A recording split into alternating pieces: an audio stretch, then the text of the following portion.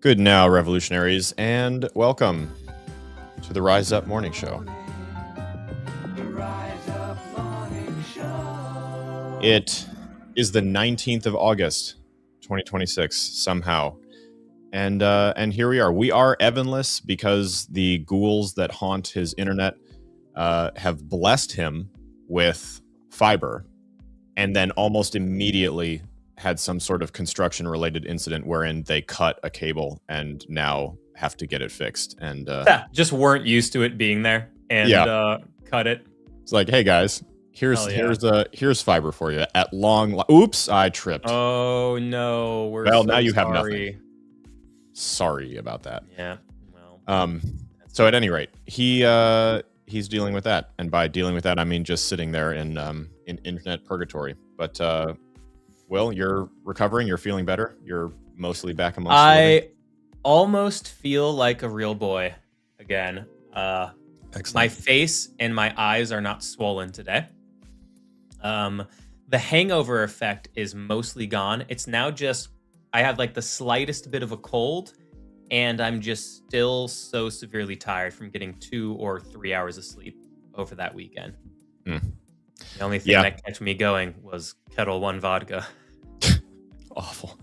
No, I vividly remember being able to handle with more of that, and then it's like coming to terms with the fact that I'm not 25 anymore, kind of a thing. I used to be able to bank sleep like a camel. Like you could stock up on it before you were going somewhere wherein you were not going to be sleeping enough, and it would kind of carry you through. And I'm starting to lose that ability. I enjoy my early bedtimes now. I've never, even as like a young kid, I've never been able to like survive without sleep. I'll just get sick. Like I'll just get sick if I go like a certain amount of days, no matter if I was like young or like a young adult or whatever. I'm still a young adult. I'd get like, I don't know, if it was like 3 or 4 days in a row of getting less than 6 hours of sleep, my body was like, would you like to break? I was like, God damn it. So I always had to like make sure if I had 2 days in a row, it's like I only had 6 hours of sleep. I was like, I have to make sure the next one's 8. Otherwise, like I'll get sick. So like, I can't do that. However, what my body's really good with, it's like, oh, are you consuming an entire handle of vodka today? Sure, you can do that. That's fine. And also like, you'll feel pretty okay tomorrow. My body's like, hey, so I got that. Well, I didn't get to sleep. It's something. It's something. Yeah, no, I think, I mean, it was rough. You kind of get like brute forced into being able to do that in boot camp. And I think a lot of it is just, hey, you're going to be miserable now. But, at some point you're going to go back to sleep again. And so it's fine. Just think about that and deal with this now. And then that sort of carried me. After your 4 years of service, minimum. Yeah. Well, yeah. 4. 9. I mean, also though, I have to say, it's not all bad because the superpower that I did not have before, dude, when I was in college, if something was like making any sort of tiny little noise, my sleep would just get super interrupted. I couldn't focus on anything but that. I couldn't fall asleep, whatever. And then I moved onto a ship and slept in a tiny room with 20 other people who all work different schedules. So at like every 30 minutes, 24/7, someone's alarm clock is going off. And half the time you're sleeping like in the middle of the day when everyone else is doing day work stuff. So like you figure it out pretty quick. At that point, your body and your mind are in extreme desperation mode. Yeah. Well, and I had what they can. Every ship has this thing called the 1MC, which is basically just the intercom. And there are speaker boxes in every single room for like emergency announcements and pipes and stuff. And I was fortunate enough to have like a really comfortable rack that was taller, so like the average height is about this. So if you put your elbow on the top of your mattress, you can kind of just fit the top of your hand on the roof or the ceiling of your sleeping rack. And so if you want to like turn over, you have to get out and get back in facing the other direction. Oh God. Because it's too narrow for you to flip over completely. But if you sleep on the top, you have so much room you can sit up. And so that was like a seniority thing. Like after you've done enough patrols and someone else has left the ship, the top rack becomes open, and then it's like a vying system, or someone who has one can like bequeath it onto a new person. Could have just gone in the Air Force. Would have been way more comfortable. Nope. Had to go to the had to do it this way. But I had one of those speaker boxes in my bed, so every announcement that went off, there was like brutal, a super loud speaker right at your feet, just screaming. And I got to the point where I could sleep through those if they didn't pertain to me. It was weird. Oh, interesting. Well, hey, the body and the mind can adapt to some amazing things.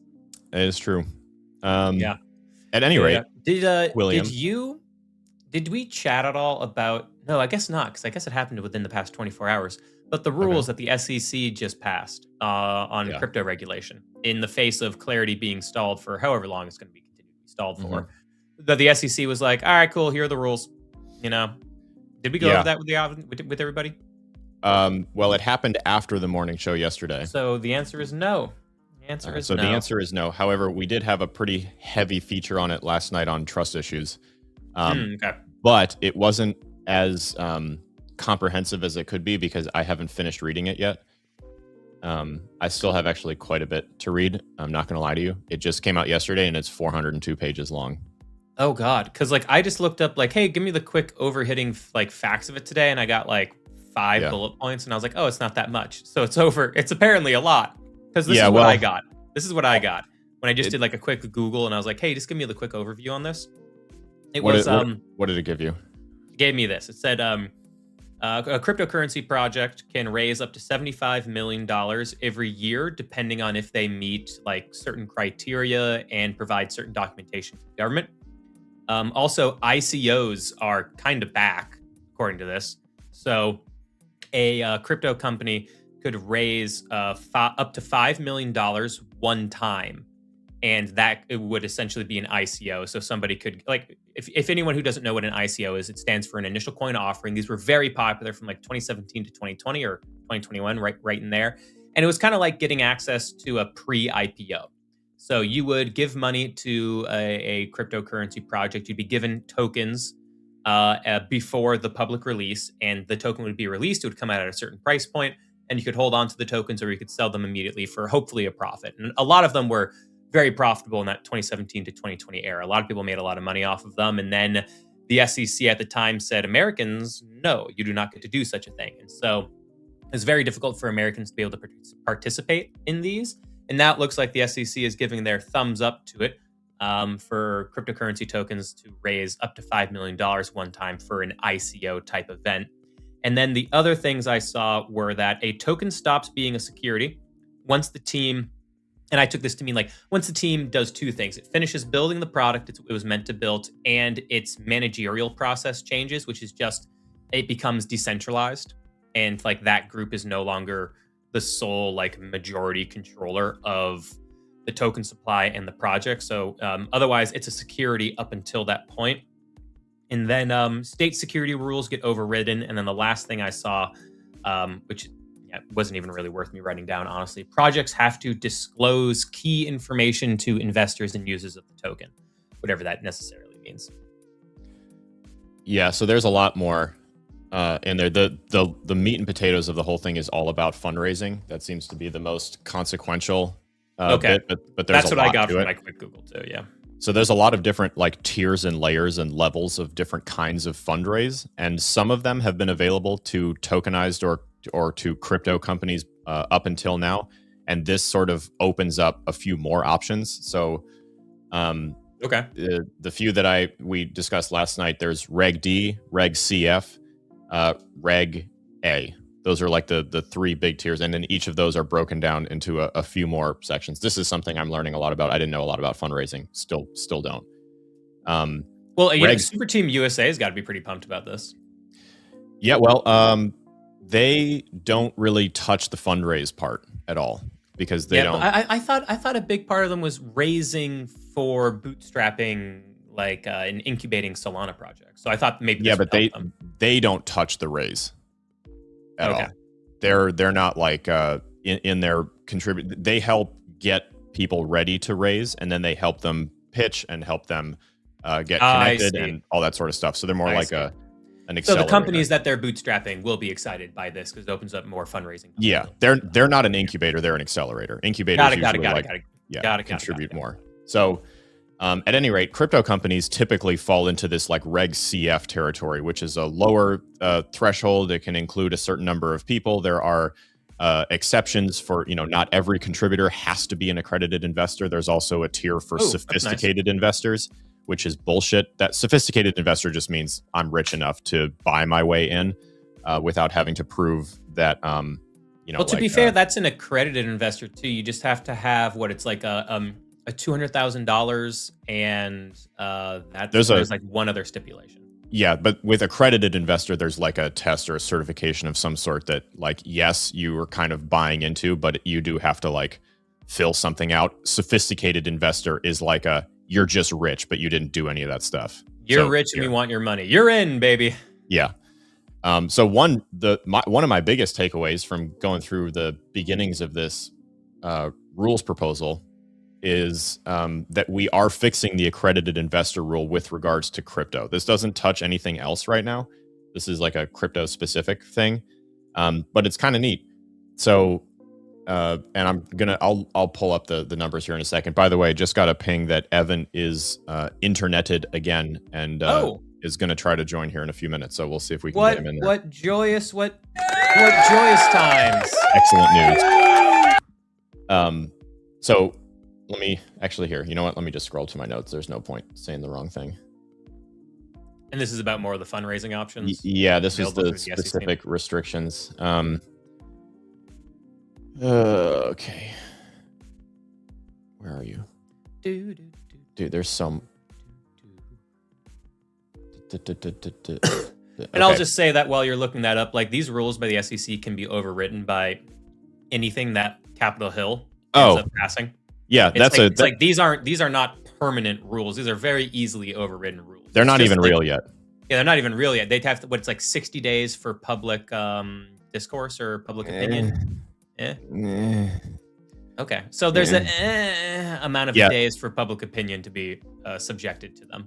So you'll notice in the publication itself that the date of, there's a term for the specific date of request, which is when the comment period officially starts. That's when some sort of clock happens, but they didn't actually publish a date. So this is kind of just the SEC being like, hey, Congress doesn't want to do its job. Here you go.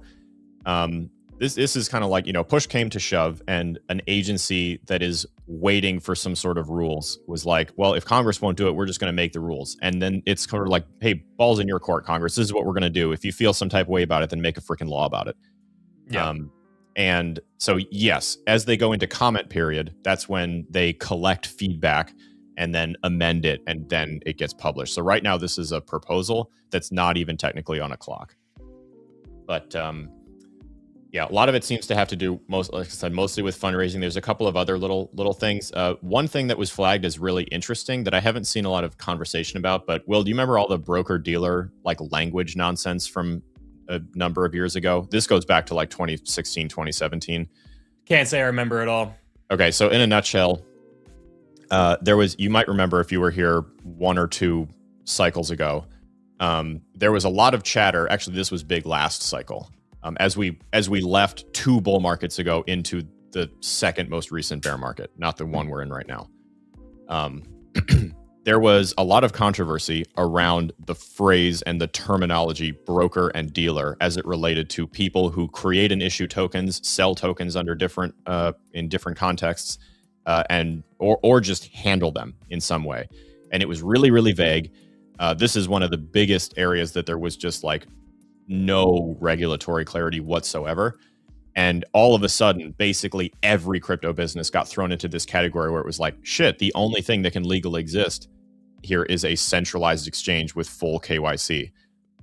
If you're doing anything with tokens, there was like not a lot of nuance appreciated with like hot wallets, for example. It was like, oh, are we going to have to KYC for every single hot wallet that you open, and this tickles with familiarity. Yeah, so at any rate, it ended up becoming such a mess and none of it was ever real. Like it was a proposal. None of it ever even like made it out of committee. This was like a thing that a few Congress people threw up, and it never really went anywhere. But it scared the shit out of a lot of people. Mm-hmm. Interestingly, and that's sort of been a hot button thing for years. Interestingly, it's not addressed in this at all. it seems like we're kind of just skirting it and pretending that that whole thing didn't happen. So I thought that was a little bit interesting. There's a whole bunch of different things in here that that I haven't gotten into yet. There is some stuff that is in the current draft of Clarity that we have access to with regards to like who can sell tokens on the secondary market, which is just one of those things that's meant to make it so that okay, the best example of this is XRP and their lawsuit. So after that lawsuit started, there was a lot of gray area with all of the different exchanges who had listed XRP like, wait, are we going to get in trouble? Are you going to come after us for selling this thing too? There was no separation between like issuer, Ripple, and secondary marketplace, Coinbase or whatever. So all of those, they got delisted. One of the things that Clarity does is it codifies the separation of those two different bodies and entities, where it separates out the issuer and then delineates responsibility and obligations and all that sort of stuff with secondary marketplaces. So now they know like, hey, it's on the issuer. If the issuer screws up, you know, you're not going to get in trouble. You might want to delist it when it comes, whatever, but like we're not going to come after you because you listed it, you know, unless we find that there's like, you know, collusion or something like that. So that's also in here, which is a Clarity thing that, you know, has been written about pretty extensively. So that's a big piece. The fundraising stuff then just gets broken down into a ton. So there are different tiers. So like Reg A is a big one because currently crypto-based companies don't have access to Reg A at all, which is like up to 20 million and then up to 75 million. The Reg CF is like, you know, up to 5 million over 4 years, no minimum contribution, no maximum, no cap on how many people can participate. Before this, there were limits. So Will, actually, you might remember some of your inbound over the years, and if you're a content creator, you might have seen this too. We get pitched like, you know, it doesn't really happen that much anymore because no one's launching tokens. But back in the day when tokens were launching all the time as a TG every 20 minutes, you were constantly getting this pitch like, hey, in exchange for shilling, we're going to give you the opportunity to invest in this early. And this is how a lot of content creators got around having to say that a video was sponsored, because they were technically investing. And so they could say legally, I'm investing in project XYZ. This would be a good video. I'm investing in project XYZ, you know, with my own money. And it's true, but they were getting a price that would never be given to the public. They were getting to buy it at like a price way pre-launch, whatever, early round sale. Never got any of those deals. Oh my God, I got them all the time. I think I just like wasn't serious about it. And I don't think I was big enough at the time. When I was brand new, I took one. This is like in 21, because I was like, oh my God, what an incredible opportunity. That's amazing. And then realized firsthand like how it all worked. It was called Vent Finance. What a blast from the past. This is one of my biggest losses. I don't think I've ever heard this story before. Yeah, so it was a thing. I was not good enough or big enough, or I didn't matter enough to warrant getting the pitch myself. I didn't really have any followers. I never ended up really doing anything about it. I didn't have any obligations to make a video or whatever. It was kind of just like, hey, one of my friends does, and he's like, I'll get you in if you want to do this. We can split it, and like you can put in half, I'll put in half, and we'll do the thing. And I was like, oh, okay, cool. So I didn't really have to do anything. I just kind of invested in this thing really early, and that's when you find out the scam, because everyone gets scammed in these things. So the initial layer is like all the venture capitalists, right? They get first crack. They get one price. Then they kick it to the KOLs and they get another price, and they put in a bunch of money. But it was always capped at $2,500 because that's the maximum. That's the ceiling. You can't ask for, in a crowd fund, in a Reg CF regulation crowd fund, can't ask for more than $2,500 from an individual or a certain percentage of their income. And if you don't want to deal with percentage of income calculations, just cap it at 2,500 and call it a day. And so that's the number that they asked for pretty much every influence. So they collect $2,500 from everybody. You'd put it in there, the token would launch. All of a sudden, your 2,500 was worth 80,000, 200,000, 300,000 on paper. You're like, oh my God.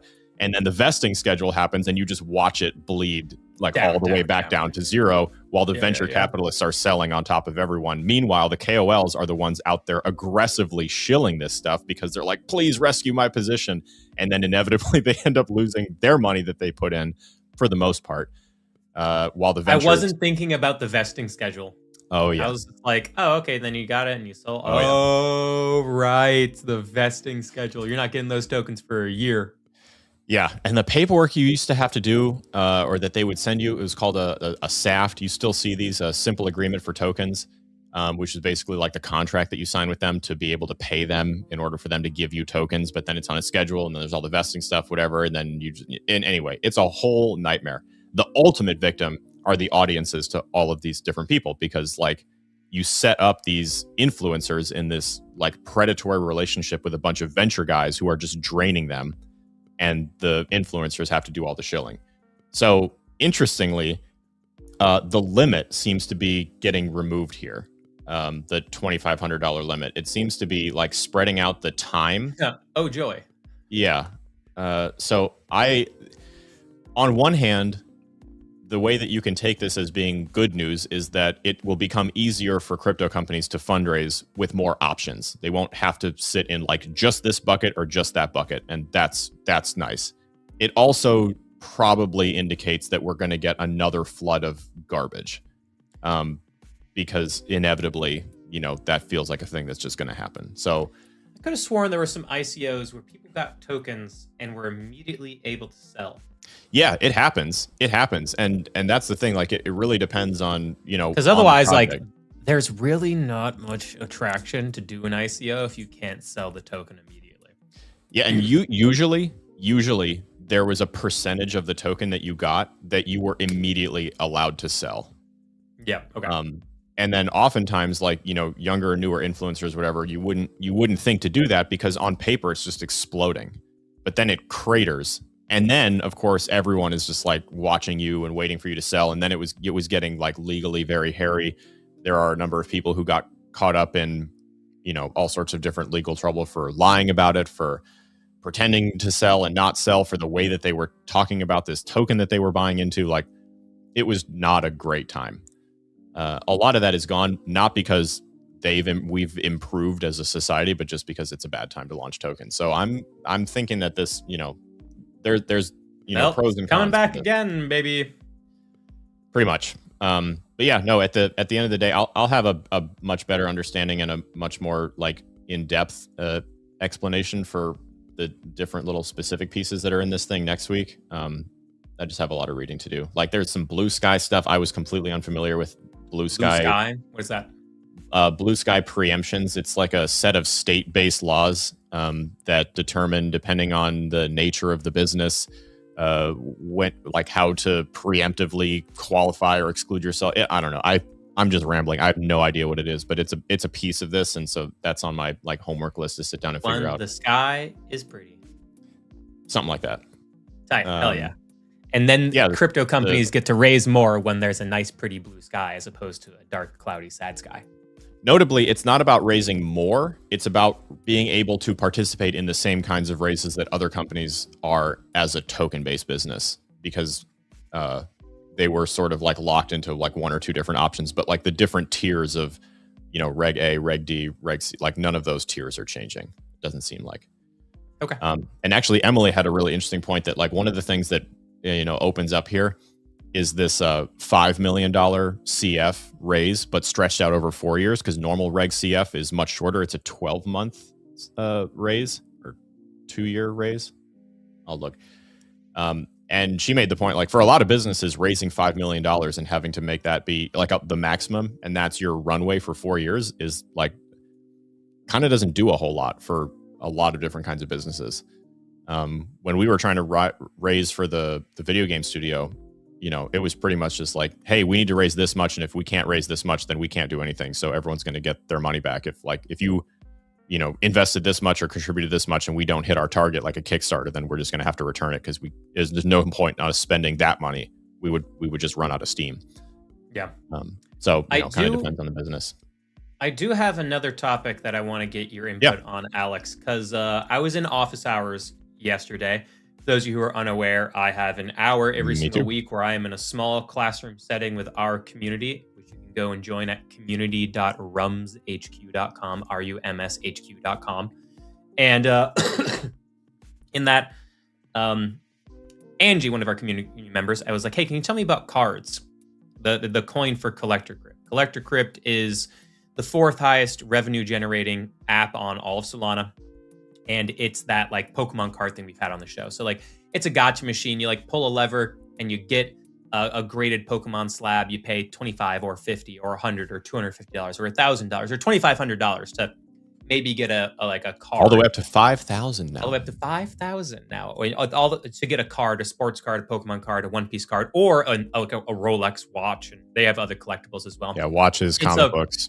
And so it's a gamble platform where if you get like something you really love, you can get it shipped to your house, or you can sell it there immediately on the marketplace to get most of your money back, or even more money than you had before, depending on what you get. Right. So this is the solution. And there's a cryptocurrency token for it called Cards. It was all the rage, very viral, because this is a very viral thing. It's built to basically make for virality, and took over crypto Twitter there for a handful of weeks. And I'm sure it will again.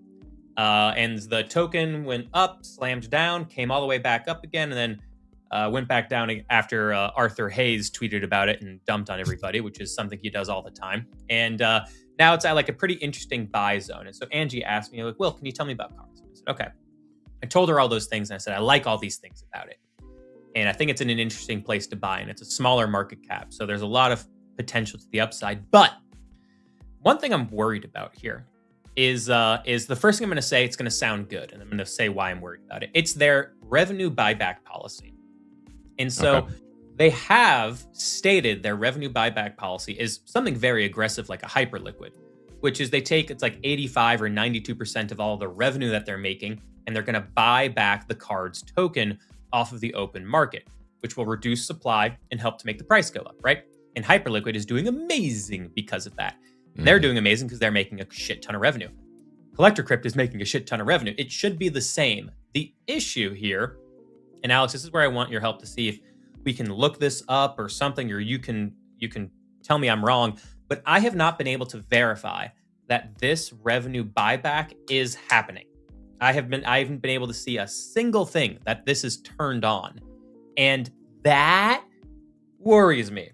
Is this just a platitude? Is it marketing, or is it real? Because if it's real, I should be able to see it happening on chain. And I don't see it happening yet. And maybe I'm looking at the wrong places and I just don't know. But the fact that it's not turned on and it's obvious, like Hyperliquid is very obvious about it.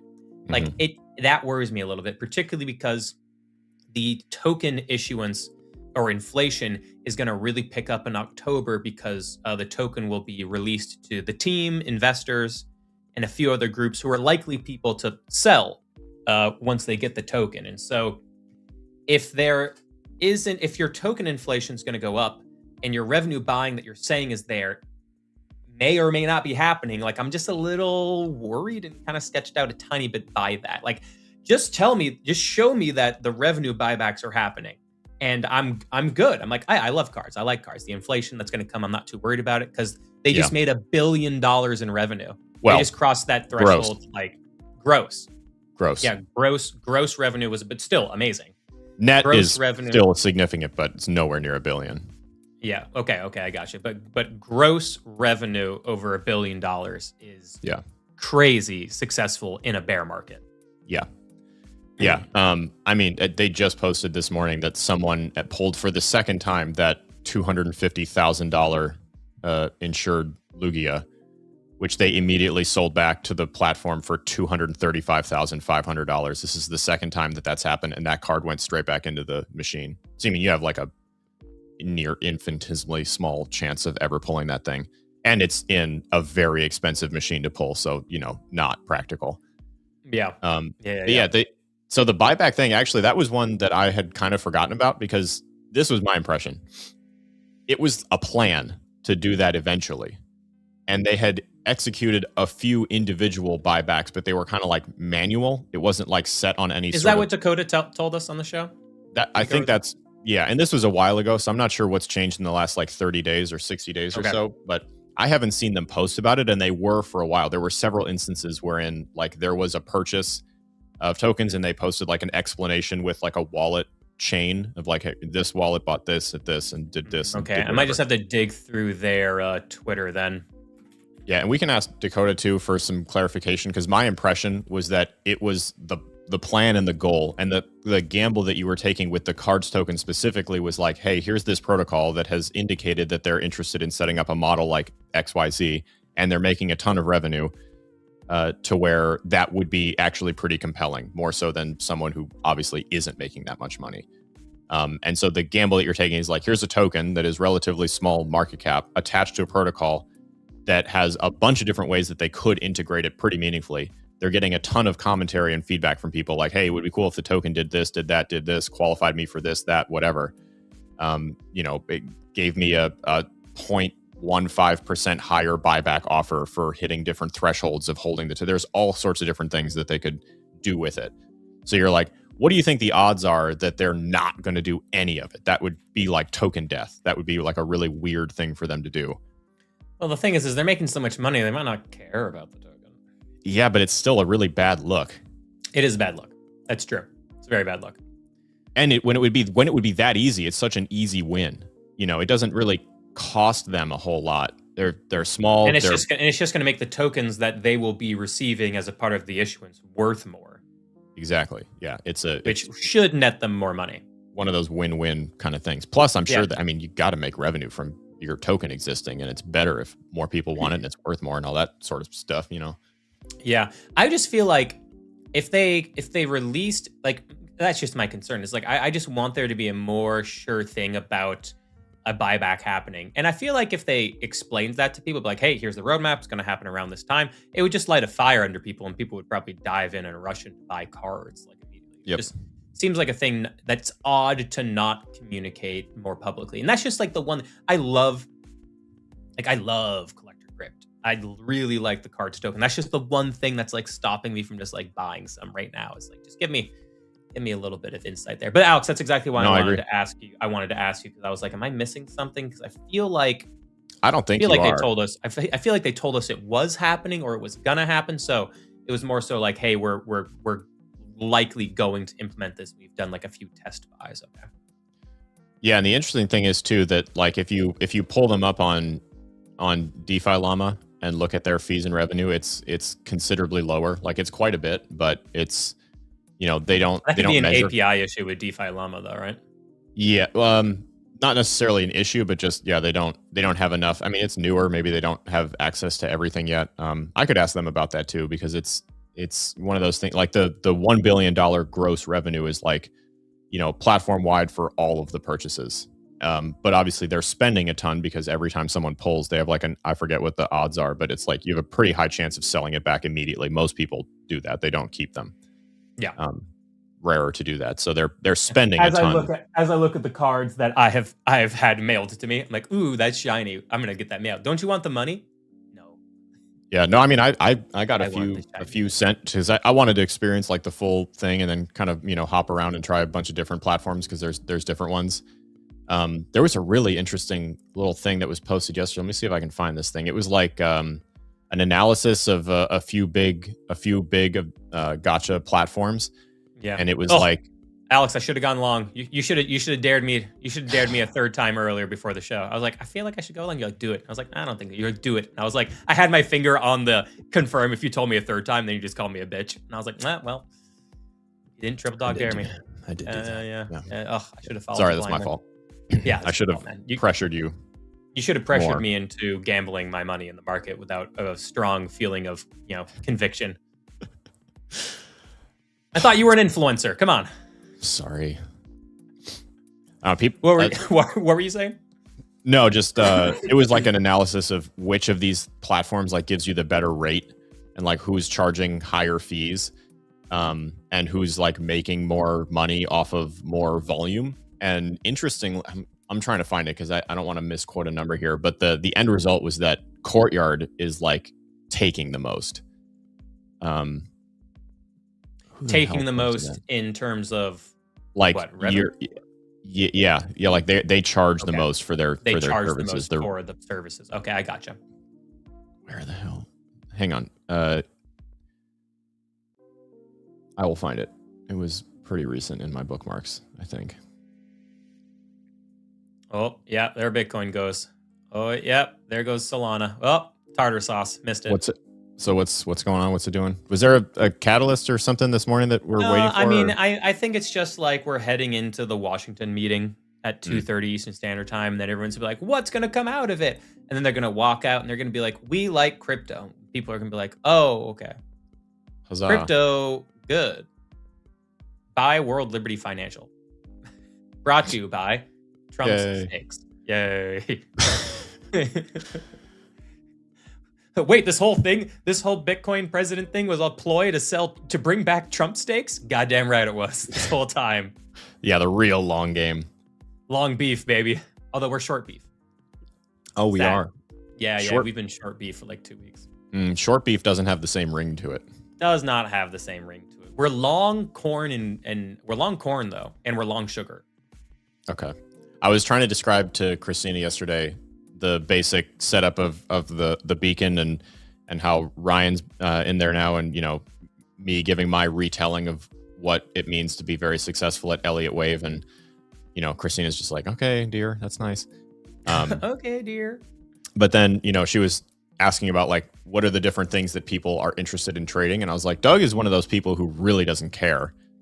It's more about just like what presents him with the opportunity. I've seen him chart everything from sugar to oil to some random to fart coin, and everything in between. And if you're choosing your morning trades between sugar, coffee, beef, corn, fart coin, and fart and fart, this is a very serious industry. Love commodities. Charting commodities is a lot of fun. Anyway, we can I'll find this tweet later. I can't find it off the top of my head here. I thought I bookmarked it, but clearly I wasn't paying close enough attention, or I must have just liked it or something. But at any rate, yeah. So to put a cherry on top of that collector crypt thing, I don't know. I would be interested in getting some clarification because I haven't seen a post about it in a minute. And I'm not sure, but yeah, my impression was that there was nothing official. It was just like, this is the plan, and we've done it a few times. Okay. Well, I appreciate it.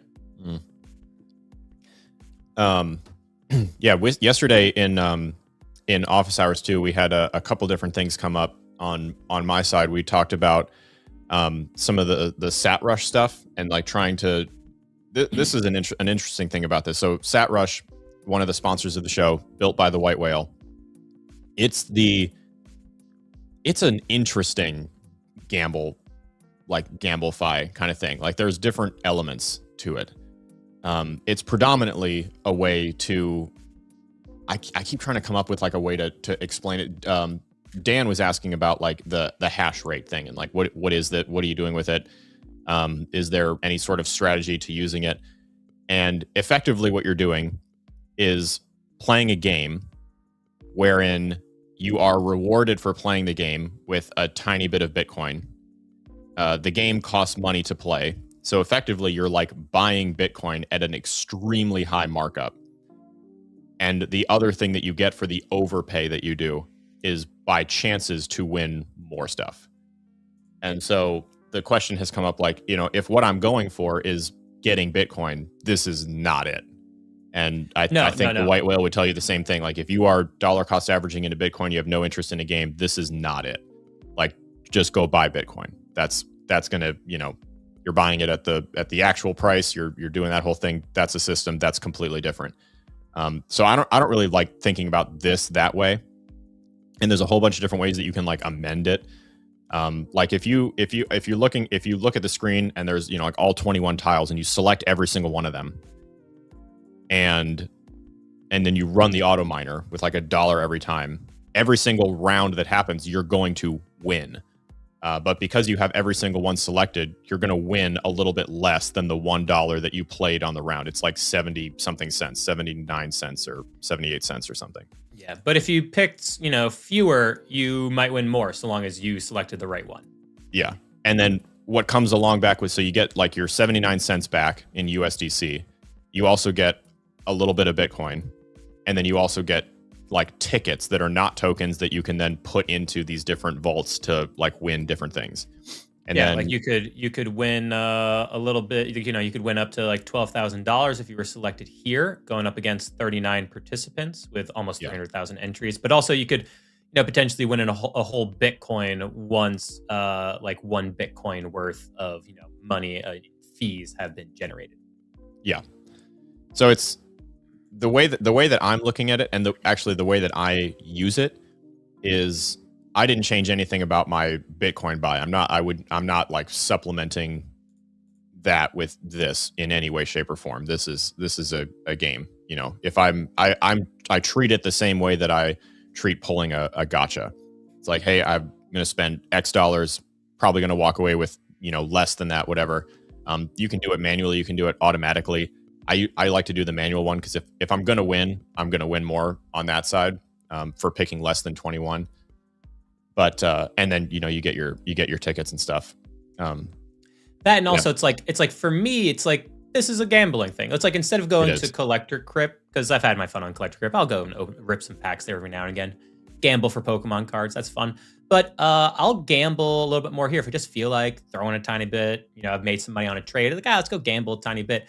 You know, I'll just pick a few and I'll be like, come on, lucky number 17 or whatever. It's just like a roulette table for me. And then it's like a roulette table with different, I'll win a tiny little itsy bitsy bit of money, or I'll lose it, but I get given some Bitcoin. And then, you know, when it sits here, I don't have my wallet connected, otherwise you would see. But you have a small amount of Bitcoin that earns interest over time. And so I'm like, cool, I gamble and then I get some Bitcoin and I have like the fun of gambling. And then I'll leave my Bitcoin here in the vault to earn interest because as people withdraw their money, those withdrawal fees that they pay get sent back to people in the form of Bitcoin who hold it in the vault. So it's like, I get to gamble a little bit and have the fun with like a roulette table, but like I get a tiny bit of Bitcoin that earns interest. So like, yeah, I like that, you know?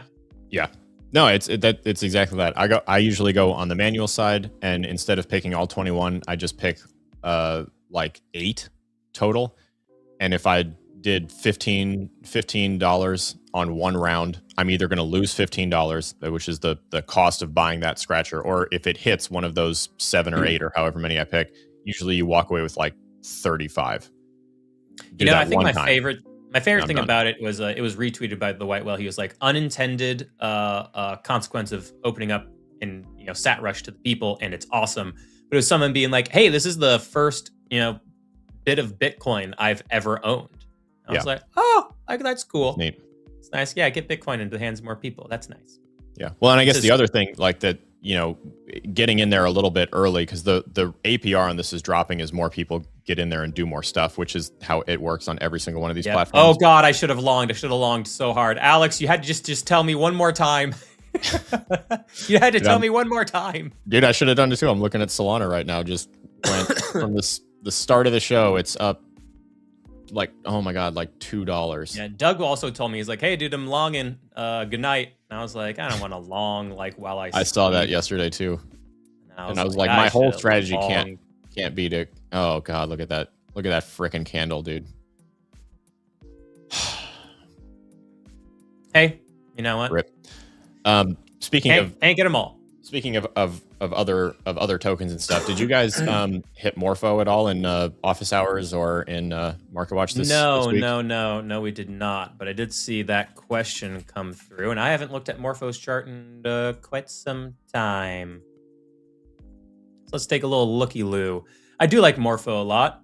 It's one of the leading lending profiles. Excuse me. And for coins in the bear market, it was showing a lot of strength. Actually, can I get is there a longer term time frame on the Coinbase chart? Whatever, it doesn't really matter. But it's been holding a lot of strength here. But this is just coiling and coiling and coiling.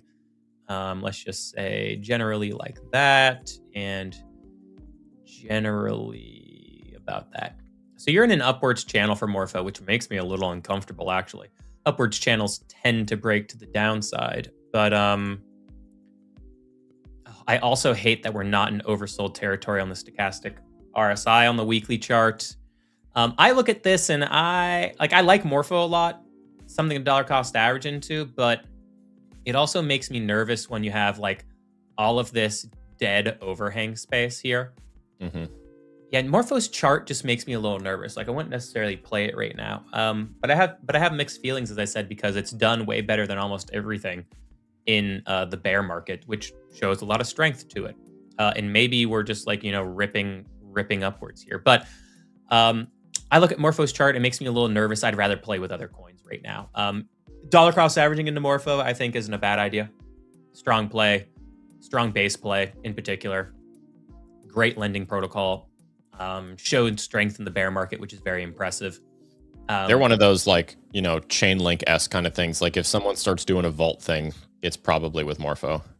Yeah, if you're going to do a vault thing, which most everybody's going to have to do anyway, they're going to be using Morpho. That and also Morpho has a very close relationship with Coinbase. So as Coinbase is successful, likely Morpho will be too. But that's it. The chart here makes me a little nervous. The chart here makes me a little nervous. I would be playing with other coins right now. Although, but I say that again, very mixed, just because I am bullish on Morpho.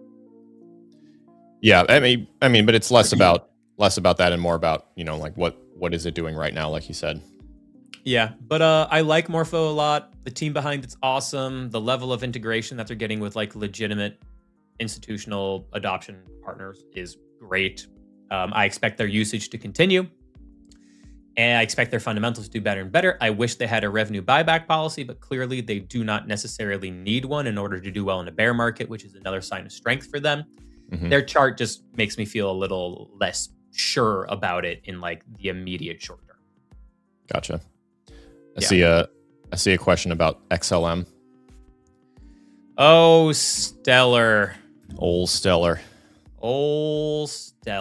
The chart's gross. So let me pull it up. Gross, the official diagnosis. Gross. So here's the Stellar chart. I mean, yikes. Yeah, it's a really unhealthy looking chart. There are money-making pumps. There are money-making pumps to be had, but you can see the pumps are getting smaller and smaller. Granted, bear market vibes here, but there's no sign of strength yet on this. It's just bleeding down into the right. It's in potential bottom territory. It's all within this consolidation range between 14 cents to roughly 18 cents. But the thing is honestly, because Stellar's chart is so gross, I would say I wouldn't be excited until Stellar got above 18 cents. Get above 18 cents, you turn a key level of resistance into support, and then you can get really bullish on Stellar. Stellar does great things as a company. They are actually genuinely working with institutions. They also do some great work onboarding people in Latin America also. And also being an X token, you'll have the XRP crowd talk about it as well. So the odds of it being talked about on socials once it starts going is fairly high as well. But its chart right now doesn't show any signs of strength to me just yet. It's still making lower lows, or as of right now, it's technically higher up from previously. But it's get above 18 cents and then I care. Until then, I don't really see signs of strength for XLM. If you are really bullish on it and you want to buy it, DCA long term, dude, those are just rough looking. Stellar's chart is rough looking, but you have a line of support down here that would be a higher low at 10 cents, and the monthly chart stochastic RSI is in oversold territory, but it looks like it wants to go a little bit more so into it. So I see Stellar still being weak right now, and then if you want to DCA into it, still not a bad time. Evan says, no screen share, crying face. Well, first of all, Evan, you're not even here, so no crying. But dude, TikTok hates it when I do it. I feel like you and Evan always turn the camera around and do the screen share. Whenever I do it, TikTok's like, hey, unoriginal content, flag. Interesting. I'm just like, it knows. No, I'm pointing it at my content. What do you mean? No, this is mine. I swear. But as some of you may know, appealing to TikTok really doesn't do anything. I think it's just they send it back in a guinea pig with 2 buttons in front of him, just noses one of them, and it's either yes or no, and that's the ultimate decision machine on whether or not your appeal is accepted. But speaking of people who have extensive experience suffering over on TikTok, I do want to introduce for, oh my God, the first time, I think. The first time on the Rise Up Morning Show. Wait, oh, I almost gumped you. That's the wrong button. Where is it? Gwump. Dude, I don't have the same. Will, you're gonna do the. You want a ding? What sound do you want? I wanted to do the applause, but I don't have the same one that Evan does, so you can do it. Anyway, it's Ken. It's so fancy. Hello. Hello, dude. How's it going? Good. How are you? Oh, good. I finally am no longer that hungover after a weekend of a bachelor party with my brother in Montreal. Uh-oh. And I'm finally almost a human again. It's okay. We don't feel bad for him. He did this to himself. Yeah. I did it to myself. It's okay. So, Ken, yes. First of all, it's good to see you, dude. Yeah, nice to see you too. And this has been a very long time coming to do some sort of thing. Obviously, I think you and I have done a couple of like lives on TikTok, by itself or something like that together. But Will too. Okay. Oh, that's right. Yeah. Duh. Yeah. We've done one. But we've never had you come and sit down. So maybe before we get into anything, do you want to just give everyone who might not know who you are a quick introduction? Who are you? What do you do? And why are you here? Sure. My name is Kenneth. I live in Washington, D.C. I am a fully self-taught investor and stock trader. Never went to college. I wanted to be a pro wrestler when I was 18 and broke my back, so that was the end of that. And then I just worked a bunch of minimum wage jobs and always knew about the stock market through my mom and my grandma who were investors, but never thought of it as like a career. And ended up working at a gym where there were some guys who were talking about stock trades, and I copied their stock trades and I got wiped out. And I thought, okay, yes, I lost all of my money. That took me years to make, but this was kind of fun. And if I could figure out a way to make money actually doing this, I would like to. And I read a couple books and that was it. And I got on social media 8 years ago, to make some videos and took off after GameStop and AMC. Classic. Wait, yes. How did you break your back? We were doing a drill where they would grab you by the back of your pants and by the back of your shirt, and they'd throw you to the ropes, and they would throw you over the top rope. And there's a whole proper way to land, like overhand, underhand. You reach onto the apron below and then flip over and land on your feet, which I did twice perfectly. And the third time he was like, do it one more time because you're the only one in the class who was able to do it. And I was like, yeah, I was the only one. And so I stopped paying attention to what I was doing. And he ran me to the ropes and I bounced on the top rope, which is like telephone cable. It's really thick. And it popped me into the air and I flipped around and I landed on the cement 8 feet down. Dude. Yeah, that'll do it. That'll do it. So not only that, but like someone knew that they chucked you. Yes. Oh. Yeah. And then they're like, how tough for you? It's like, I broke this guy's back in the ring.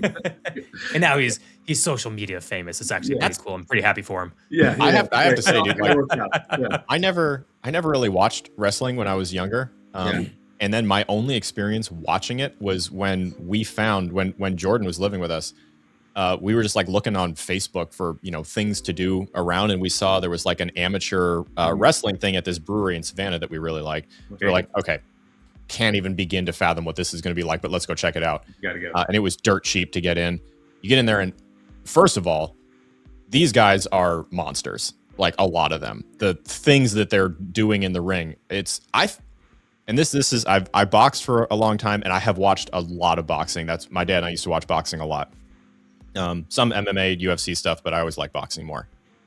I think there's almost more of this might be a hot take, but like more of an art to doing it in the theatrical sense in the wrestling. Cause like, dude, some of the flips and the things that you have to do and like what you're watching out for, and like, you don't accidentally like ram an elbow into someone's eye socket and just shatter their face is like, because it has to like look convincing enough to be entertaining and fun. And in the meantime, like, all of a sudden they just climb up and do a backflip off the top of the rails and like land on another human, but you have to land in the perfect, and you can see it in their eyes sometime when they're like in the middle of something and all of a sudden it's not lined up perfectly. And there's like that panic and the adjustment. And I'm trying to it was very impressive. I talked to one or two of them afterwards, cause they're all, it's like an amateur kind of thing. And two of them were like, yeah, dude, I'm a theater student. I'm, kind kind of trying to pay for school, whatever. And this is super fun. And I do this in like 4 different leagues. And It's a blast. dude, it was, and you get super into like these, like no name, like local wrestlers. And then, everyone goes nuts and all the trash talk. And there's like 30 people watching. So like everybody in the audience is involved. It was a lot of fun. It really, it converted me to a fan of, the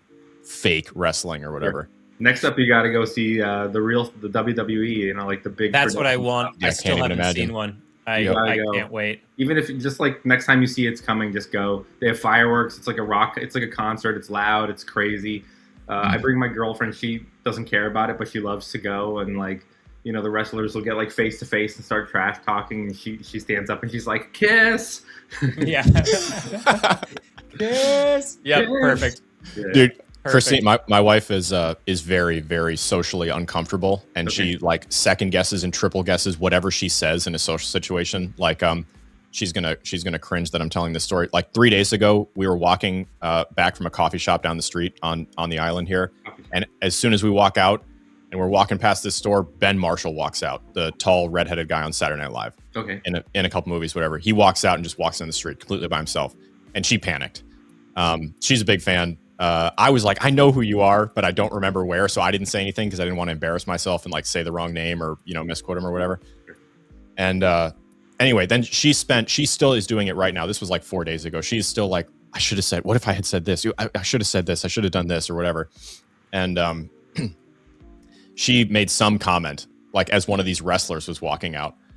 And he just turned around. It was the villain. That was what it was. He was the villain who was walking out, and she felt bad because everyone was booing him, and she didn't know like how the whole thing works. So she just starts clapping, and she's the only one who claps for this guy, and he's like in full character. So he just looks at her with the microphone. Everyone's staring, and he's just like. And at this point, she had like some color in her hair, like I forget what color it was, but she had put like like light purple or something. And he just looks at her and he's like, "Well, you see, you're clapping for me, but judging by the color of your hair, that's not the first bad decision you've made this month," or something like that. And she was an entire stadium just gets destroyed. Okay, Ken. So we have you for just a little bit here, and I have wanted to get you and Will talking just because I know that the two of you kind of focus on similar things, maybe in different areas. So your focus and your content specifically, like with regards to investing, you and I are kind of kindred spirits in this sense, because I feel like your approach is always like, what works consistently but strikes you as boring is often a better play than like super high over leveraged, gambling craziness. Can you kind of talk about like your, what your overarching thesis is and sort of what your general methodology is as it relates to looking at different stocks or picking which ones you're going to look at, or how you would immediately disqualify one if, it doesn't, fit your pattern or whatever? Sure. First of all, am I blurry on your video too? Oh yeah. Yeah, a little blurry. Or is it just blurry. me?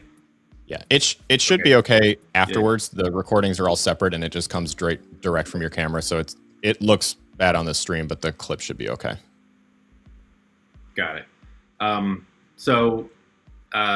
First of all, I think a lot of new investors come to this the wrong way, usually due to social media, especially nowadays. But like their mindset is, what's the hot stock that's going to make me really rich, really, really fast? Which is the same thing I did. Like I was just telling you, like these guys at my gym were talking about stocks, and I thought, great, I'm making $7 an hour. This will be my ticket out of here. So people consistently go about this the wrong way, which is, what's going to make me rich fast? And they'll make some mistakes and they'll lose a lot of money. Maybe they don't. Hopefully they don't. And a lot of people get discouraged after that, and they think, oh, well, the stock market is rigged and it's a casino and it's all gambling. The better way to go about it, in my opinion, would be to start with the boring stuff first. If you're 18, a lot of these people who are coming to our page are in their early 20s, except on Facebook, but they're in their early 20s, and they're at the very beginning of their life. They just got a job. They maybe are still living at home. It should be ETFs. They're boring, but they give you exposure to everything. You can get a technology fund. You can get a broad market S&P. You can get a dividend fund. You can even get international funds if you want, but that's adding another layer that new people don't need to probably know about. and go from there and start with that, consistently adding to those funds. You know, I've never owned an ETF in my life until a few years ago when I was able to open a Roth IRA. And when I think like, if I could go back to my early 20s, what would I do differently? I would get an ETF or two. It's just easy and it's consistent, and it allows you to build into something that gives you broad diversity to a whole bunch of stuff. And down the road, after a couple of maybe years, then you can start looking at some individual stocks. That doesn't mean that like if you just started out and you're obsessed with Apple and you want to get Apple stock that you can't do it. Of course, you can do whatever you want. It's your money. But it's more about like the mindset of, let me build that foundation first. Let me just get a couple of really boring ETFs, because you don't know if you're going to stick with this as like, I want to be an investor. Maybe it's just a trend and you buy 3 or 4 stocks and you forget about it and you lose interest. So start with the boring stuff first. Get an index fund or two, a tech fund. And then if you're still really interested in stocks 2 or 3 years down the road, then you can start adding individual stocks if you want. That would be how I would personally do it. And Ken, is that the risky part of like your portfolio investment now, is just picking individual stocks? And then how do you go about it? Do you typically have like, hey, I have my ETFs and I have my mutual funds and whatever, and that's there and that's doing its thing and I don't have to worry or pay attention to that, and then I have 5 stocks or I have 10 stocks or 3 stocks that you're like really playing with for like a midterm swing position? Or like, what is that side of your investing strategy that you do? So as a stock trader, which is what I've done for the last 15 years, you cannot open a Roth IRA because it's not earned income. You don't like have a job. So as soon as I started making money from TikTok, I had a job, I had earned income, and I was like, oh, I should open a Roth IRA. So that's where I didn't know that. Yeah. About a Roth. Yeah. Huh. You need a tax, you need to work for the money, and day trading in the eyes of the IRS, you're using your money to make more money. That's not working. To them. Hot take, IRS. Yeah. So. That must mean you don't have to pay taxes on the money that you make from your. Oh yes, of course. Trading, right? You heard it here, everybody. You don't have to pay taxes on your stock trading. Yeah. You have to pay taxes. IRS. Right. So when I did that, I was able to get a Roth IRA. So my and that has the ETF in it. So my whole portfolio is individual stocks. It's always been, because that's what I was always interested in. When I was younger, I was thinking like, what do I like? I'm going to buy that. So I like wrestling. I like WWE. That's a public company. So that was my first one. And then I got an Apple laptop when I graduated high school. And I was like, oh, I like this computer. I should invest in it. So that was my second one, and then there was just, I started looking at stuff that was around me. Oh, I see Caterpillar trucks everywhere, for construction companies. Those trucks are everywhere. I should invest in that. And it just gradually became like, what do I use? I use Netflix. Oh, I should own that stock. What else do I have? And it was basically just like starting to build a portfolio of the stuff that I use. I eat at Kava. I eat at Chipotle. I should own those. So my individual portfolio is about 30 stocks that I own, and most of them are like high quality, buy and hold long term, like Johnson & Johnson and Procter & Gamble. And there's a part of my portfolio that's maybe 10% that is, speculative stocks, stuff for the future, small positions, SoundHound, D-Wave. These are like AI stocks. Maybe they go to zero. Like, who cares? Because I have a small position. The big heavy part of my portfolio is like these large cap, high quality stocks that kind of insulate me, and the ETF in my Roth IRA. And then little stuff, 100 shares here, 200 shares there. If it goes to zero, it goes to zero. I don't care. And over time, if those companies become higher quality, then I'll start adding to them seriously. That's kind of how I go about it. I've taken that philosophy to heart. I tell the story sometimes. I barely own any individual stocks. I own Circle because I am a heavy USDC user. I mean, I receive my wages in USDC. We pay out wages in USDC. I've been buying Circle hand over fist because I'm just like, I love this. Yep. It's the most useful thing that I, participate with in the entire ecosystem. So, that stock made sense. And then Ken, I really felt like I was channeling my inner Kenneth investing in waste management because yeah, that's right. Dude, every day, every week, that truck drives down the street, it picks up everyone, and it leaves. And then also, it was like a feel-good moment because there was like a very controversial real estate development plan that was trying to get pitched on the island that no one who lived out here wanted to do. Right. And the like president of Atlantic Waste Management is like a fan of this island for some reason, which is why the contract is here. And he just told the city, he's like, hey, I wouldn't do that if I were you. I might have to not service the island anymore. And it was just like, oh shit. So Mr. Waste Management himself, like, you know, put his thumb on the scale to help an island that for no reason, he didn't benefit him at all. Right. And I was like, okay, I feel good about that. And that stock consistently, like for years, for its entire existence, is just. I mean, you know, whenever it's funny that you mentioned waste management because it's one of the stocks that I always mention in like when people say I don't know any companies to invest in. I'm like, but you do. Yeah, like, you do. You know, people overcomplicate it where they're like, I don't know what the bank stocks are. I don't know what these companies are, but you do know companies because you use them every day.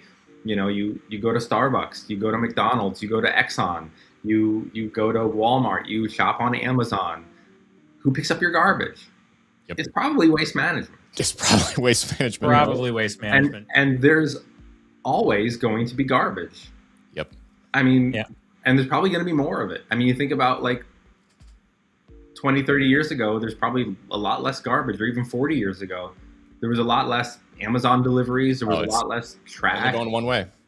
Yeah, there's just going to probably, unfortunately, be more waste for them to manage. So Will, I know you're about to.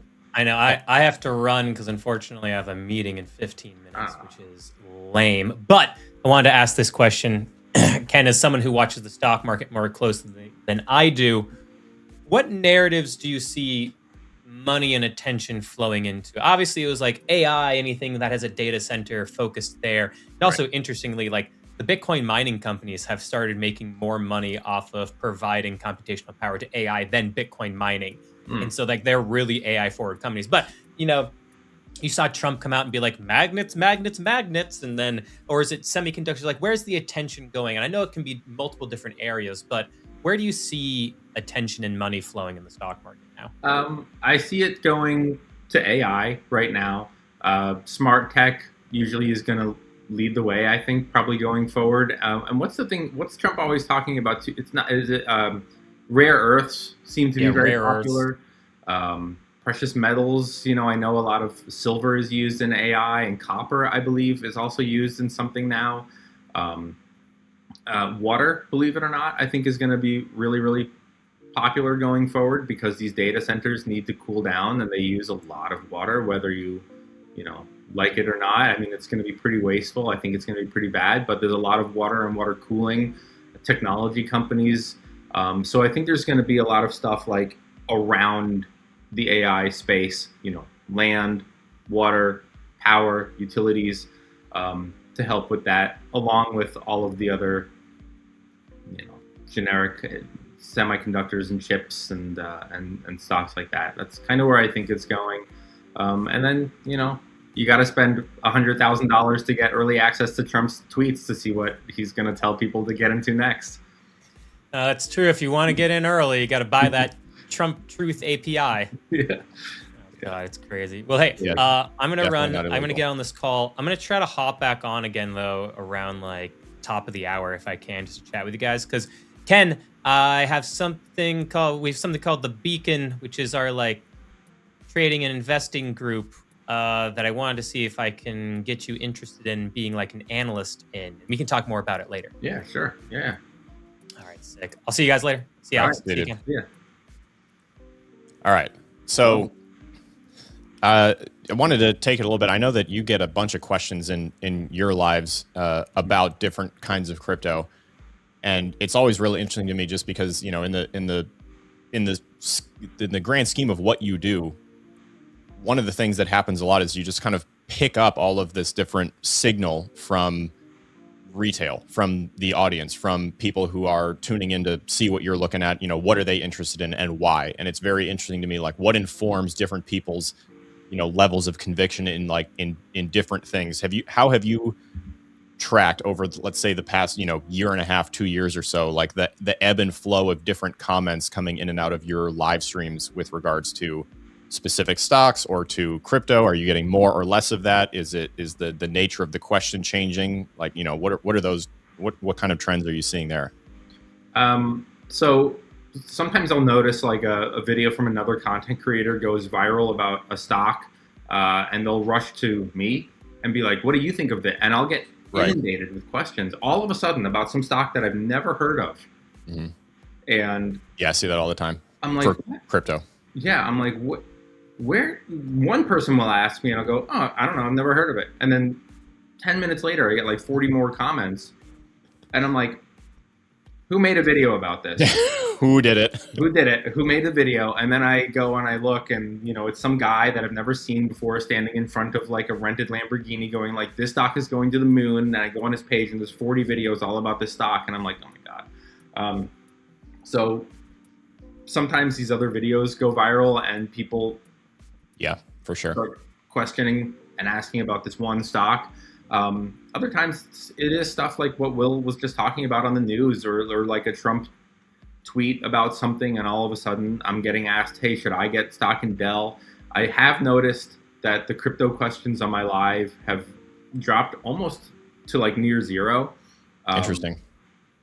Occasionally someone will say, hey, Bitcoin is half of what it used to be.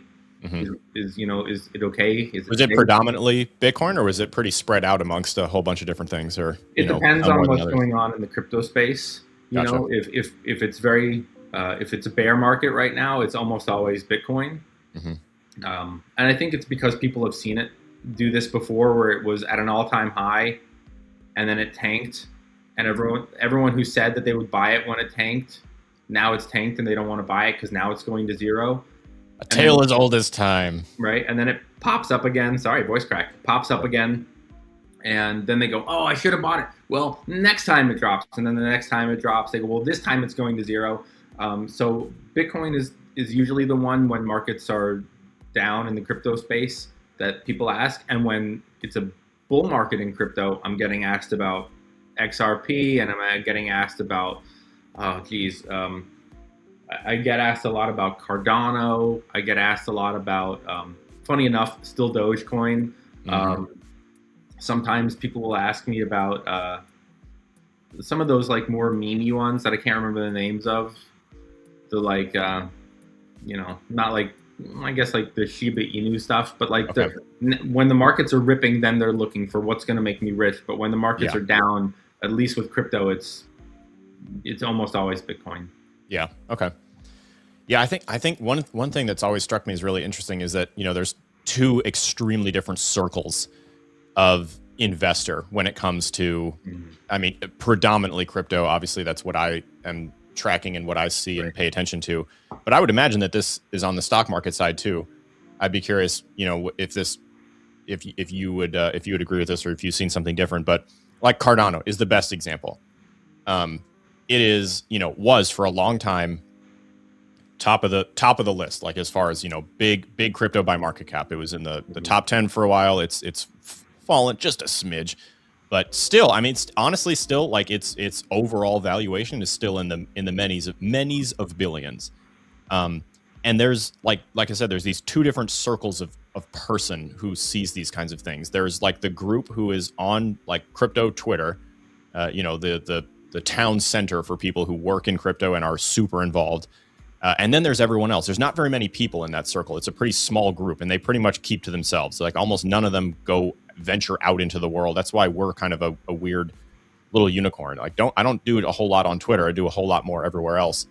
But what you see is there's a massive bifurcation between that group and then like everyone else. And so everyone else still sees Cardano as this thing that used to be super valuable, has come down quite a bit, and why couldn't it return? And so it remains like in the interest sphere, even though fundamentally for it, a ton of stuff has changed. I mean, pretty much all of the things that were there have left or have gone out of business. They're doing nothing. Like nothing over there is making any revenue. There are barely any users. Nobody on Twitter talks about it in any context other than it being a joke, or a few people who, every now and then are like, no, it could come back. Right. And of course, that phenomenon exists wherein like it doesn't matter that fundamentally it's the weakest it's ever been and getting weaker by the minute, because at some point it could randomly and completely arbitrarily just go up. Right. For no fundamental reason whatsoever. And then that by itself, because most people are only looking at a price, that would become validation for that thing's continued existence. And it would become interesting again, even though the thesis for it as an investment is nearly dead. Right. You know, do you see that in the stock side, or is that more of a crypto thing? Because I mean, you know, if a stock just absolutely bottomed, like Beyond would be a really good example, right? Sure. That one has been pretty much just like a bleed for as long as I can remember. Yeah, Beyond was supposed to be like the next big thing in food. Yeah, right. They were going to get in Burger King, and they were going to be in McDonald's. I think they are in Burger King, but they were going to be everywhere. Impossible is in Burger King, not Beyond. Impossible. Yeah, right. Yeah, it was Beyond was supposed to do a Beyond Big Mac or something like that. They were supposed to partner with McDonald's, and they were going to be in Starbucks, and they were going to, you know, it was going to be this like cheaper alternative to meat. And I bought it a couple times from my grocery store very early on days, and it was terrible. And now I think it's maybe improved a little bit, but I haven't tried it. But yeah, Beyond was one of those companies that people rushed into because they were like, here we go. It's going to be sustainable. It's going to be affordable. It's going to be high protein. And it flopped. And yeah, it's entirely possible that at some point something saves it, but it could just I mean, I guess, do you see that in the stock side really ever? Just like, you know, a company that's effectively defunct, especially now that like the nature of investing has changed and so many more people are participating who are making, you know, under or misinformed decisions, could just I mean, like GameStop is an example of that. There was no reason for it to be that one, you know, that was just sort of right time, right place for that particular setup, right? But it had nothing to do with the company fundamentally. And if you look at it now, it's like, it's lost almost all the value that it had from its big, huge run. It's like $20 a share or something, I think now. So like, I mean, I'm amazed that it's where it is. And it's not like $1 a share, but it's much more rare to see a company just suddenly explode without there being some sort of catalyst or rumor or event or something like a GameStop. But you know, something could happen, but these companies are hemorrhaging money. You know, I don't know if, how they're going to be able to stay in business long term unless something huge happens or they get some miracle deal come through. But yeah, it happens in stocks too, where something's out of favor for a while, and then it comes ripping back. But it's usually bigger companies, like, you know, something will lose a lot of favor in the public eye for a short term due to something the company has done. People have short attention spans, you know. Target, I can think of when they dropped their DEI stuff, everyone was like, I'm done with Target. I'm done with it. If you look at their earnings, it's fine. They're doing fine now. Yeah. But there was a period where they were on their earnings call saying people don't like us anymore and we're being boycotted, but they just wrote it out. They never apologized. They never changed their mind. They never backed off. They never said, okay, we're going to reintroduce it. They just waited it out. And now people are back in Target. Yeah, they got over it pretty quick. I would imagine like Budweiser's got to be similar. There was that whole, you know, Kid Rock and the Dylan Mulvaney. Yeah. On the can. Yeah. And you know, I mean, Chipotle comes to mind, where it was like the hot stock for over a decade. You know, it went from like $30 to $3,000. They were expanding like crazy, and then they had their salmonella outbreaks and their E. coli, and the stock took a hit, and then they, like right in the very tail end of the previous CEO, everything kind of went downhill. The prices skyrocketed, the portions decreased, the quality decreased, and people started going on social media and just trashing it.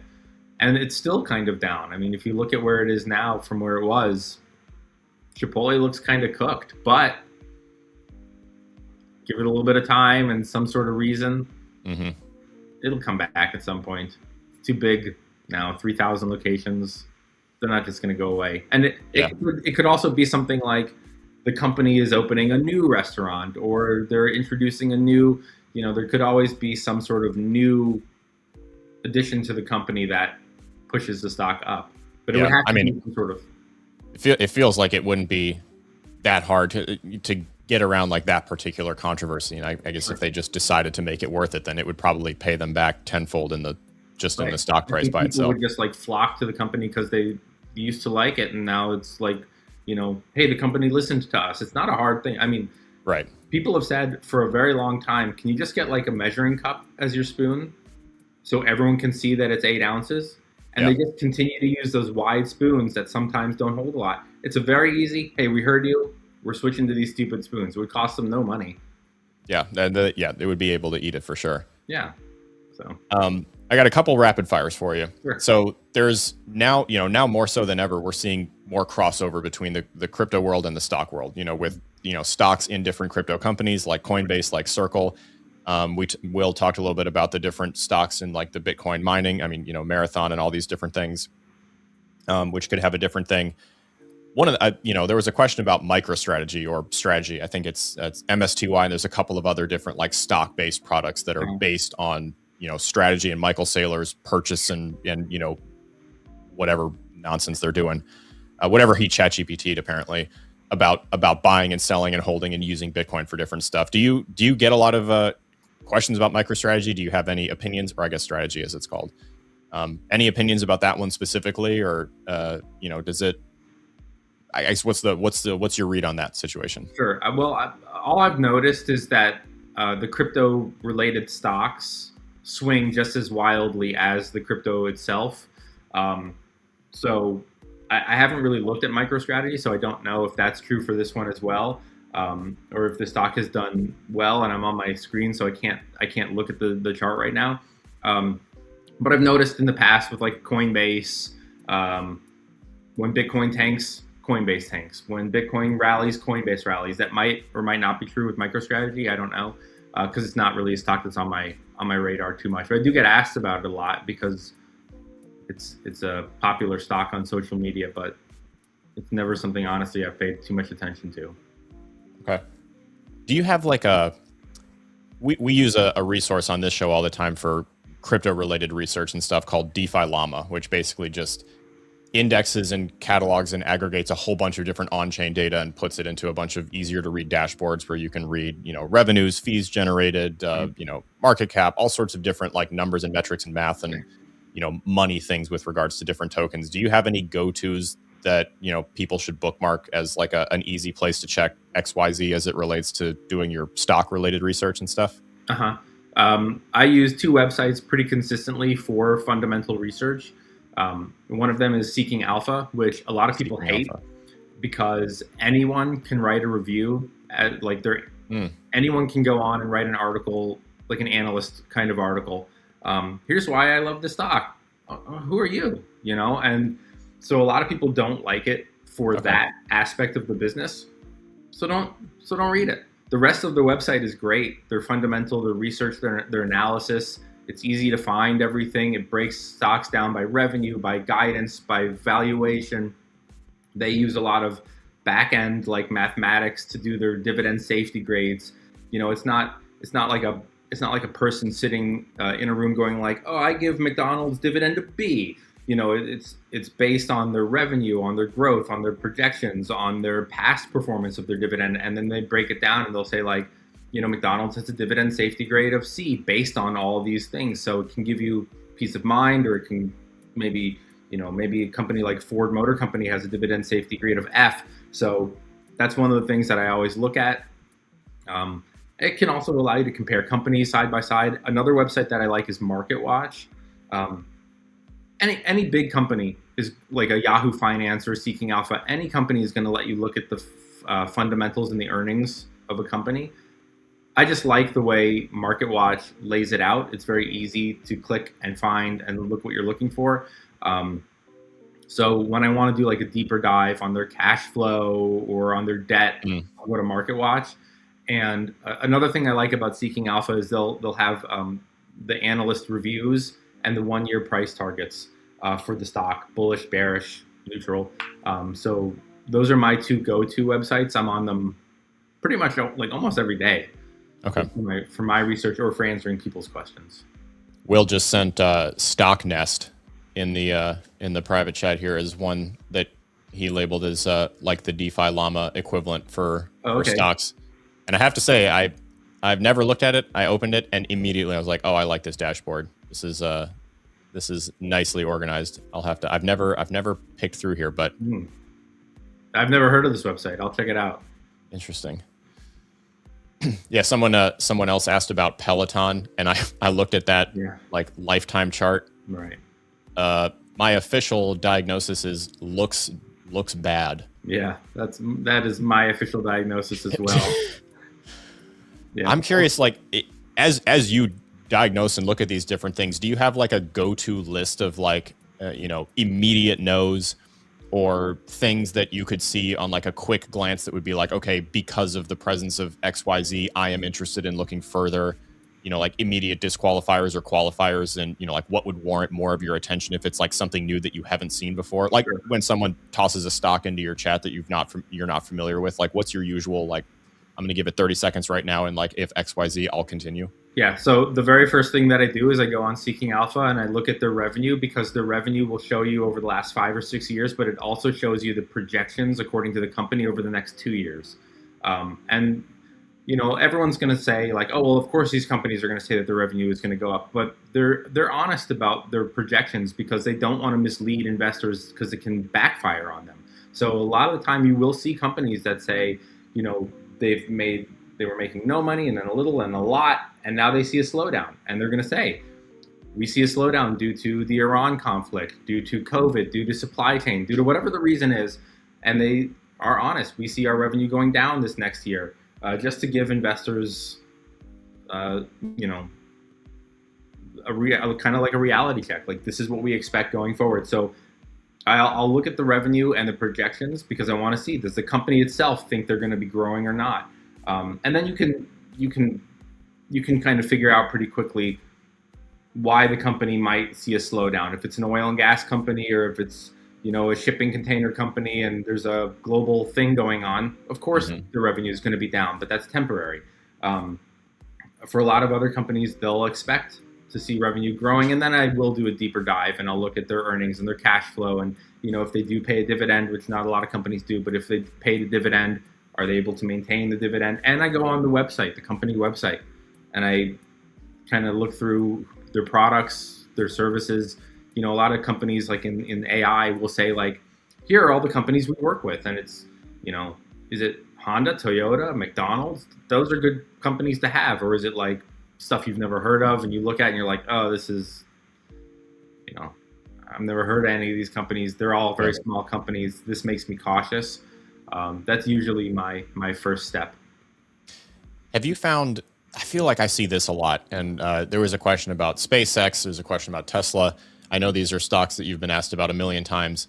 And I feel like the Tesla thing is a good example. I actually just watched, I got served a video on my For You page yesterday about, the difference in the way that we are placing valuations on things now, as more people participate, as more people pay more attention to it. Used to be a thing that you would like, do, set, forget, not think about. Now it is like many people's entire personalities. It is your full-time occupation to like stare at this stuff and pay attention to it, look at it, whatever. Because I think the comparison was like, pound for pound, cars sold revenue, Tesla versus Toyota. One of them is like $1 trillion company, and the other is like $250 billion. And spoiler alert, the one that's $250 billion sells more cars than any other manufacturer on the planet. Yeah. And like, why is that? Because that doesn't make sense at a surface level. Have you seen that, like, as the culture around investing and trading and whatever has changed, that, certain things have started to get valuations that really don't make sense fundamentally as you compare it to the rest of the market? And like, how has that impacted your ability to trade, because you do this for a living? Right. Yes, I've noticed it. It's a big difference from how it used to be. It used to be that you would buy a company because it was a good, solid company with good, solid management and good, solid fundamentals, and you would just hold it forever. Right. My grandma had like 20 stocks in her portfolio. She didn't manage anything. She just said, "Oh, I like this company. Put it in. I'll hold it for 30 years." It's Johnson & Johnson. How bad could they screw up? I mean, even though they do screw up periodically, look at the baby powder stuff. They pay their class action lawsuit. They say sorry. They move on. Who cares? It's old news. I mean, not who cares, but like, from the eyes of the company, it's in the past now. We're moving forward from the shareholder perspective. Yeah, and now it's so based on the either the CEO or almost always the CEO behind the company, and the public perception. What does social media think about these companies? Now you're adding in the addition of like Kalshi and these betting markets. So there's all this new stuff always coming in, that's changing it and making it very fast. I don't think people ever really put all that much effort into or attention into what the CEO was going to say every single month about this. They just would buy these companies because it's Toyota, and of course they make good, reliable cars, and they're going to churn out cars, and they're going to make more cars, and they're going to sell more cars. Great. Now you have these companies that like Tesla's a car company, or wait, is it a technology company, or is it a space company, or is it a data company, or is it an AI company? Like, it's doing all these different things, and you have Elon, who's kind of crazy, but some people really love him, and he overpromises all the time, and it causes such volatility in the market, which can make it great if you're a trader, because these humongous swings are opportunities. When he says we're going to build and make this Cybertruck and it's going to be out in a year, and then 3 years later it comes out, and he's like, well, don't worry, it's going to sell record numbers, and the stock skyrockets, and then it doesn't sell record numbers, and it tanks. He says, well, don't worry, because we're going into space, and then it skyrockets again. So as a trader, there's opportunities all the time now, probably way more with some of these big cap companies, to get in and out on trades. But also there's the other side of that, which is some of these things can wreck you. I mean, I'm going to go back to Chipotle. They had this CEO for a very long time, and he changed the whole business, mostly for the better, until the last few years. And then he went to Starbucks, and it was like, now let's see what he does at Starbucks. And it was like this cult. Like, they were following. His name was Brian Nichols, and they were like, all right, he like revolutionized Taco Bell, and then he went to Chipotle, and he revolutionized Chipotle, and now he's at Starbucks. And they're following. They're more investing in the person sometimes, right, it seems like, than the stock itself. Like, let's see what he does here. Let's see what he does there. And I don't really know if he's done a whole lot at Starbucks right now. I read that they ordered more Sharpies to write your name on the cup. That was like his big idea.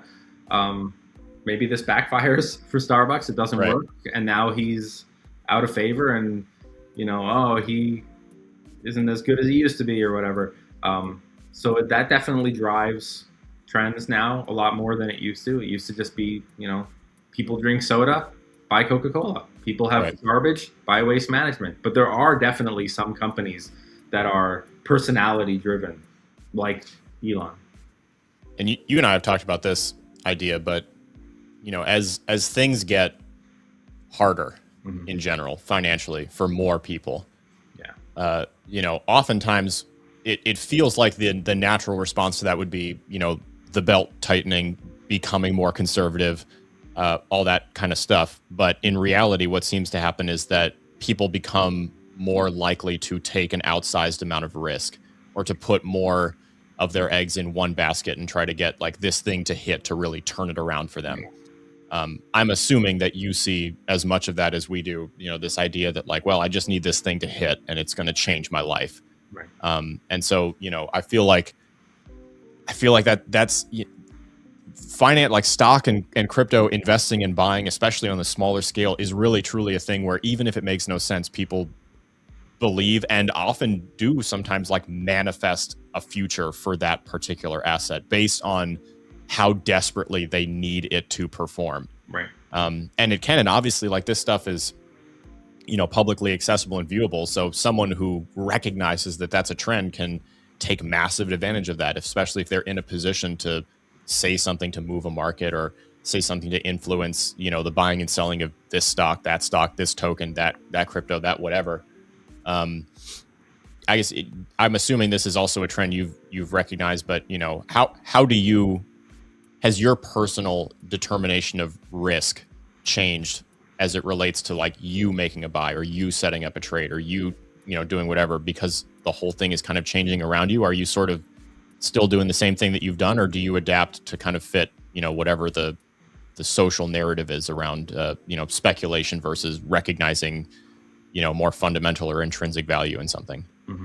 I mean, The fundamental research always is important to me, especially for a very large, high quality. Like if I want to make a high quality investment in a good company, I'm going to deep dive their fundamentals. I'm going to look at their earnings. I'm going to look at their revenue. I'm going to read the analyst reviews, good and bad, because you don't have to trust the analyst and you don't have to like them, but sometimes they're going to point out something you didn't think about, or they're going to know something about the global economy that isn't on your radar, and you're going to go, oh, I didn't know this was a concern. Oh, that gives me pause, or or I don't care. That's temporary.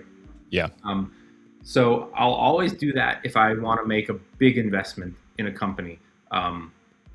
If it's a higher risk company, this new AI startup company looks kind of interesting, and it's $7 a share, and they probably don't have a whole lot of revenue to begin with. Like, there's not really a lot to research on the fundamental side. They're new. They're probably losing a lot of money. They probably have a lot of debt. But it seems interesting. Yeah. So I'll do a glance at it.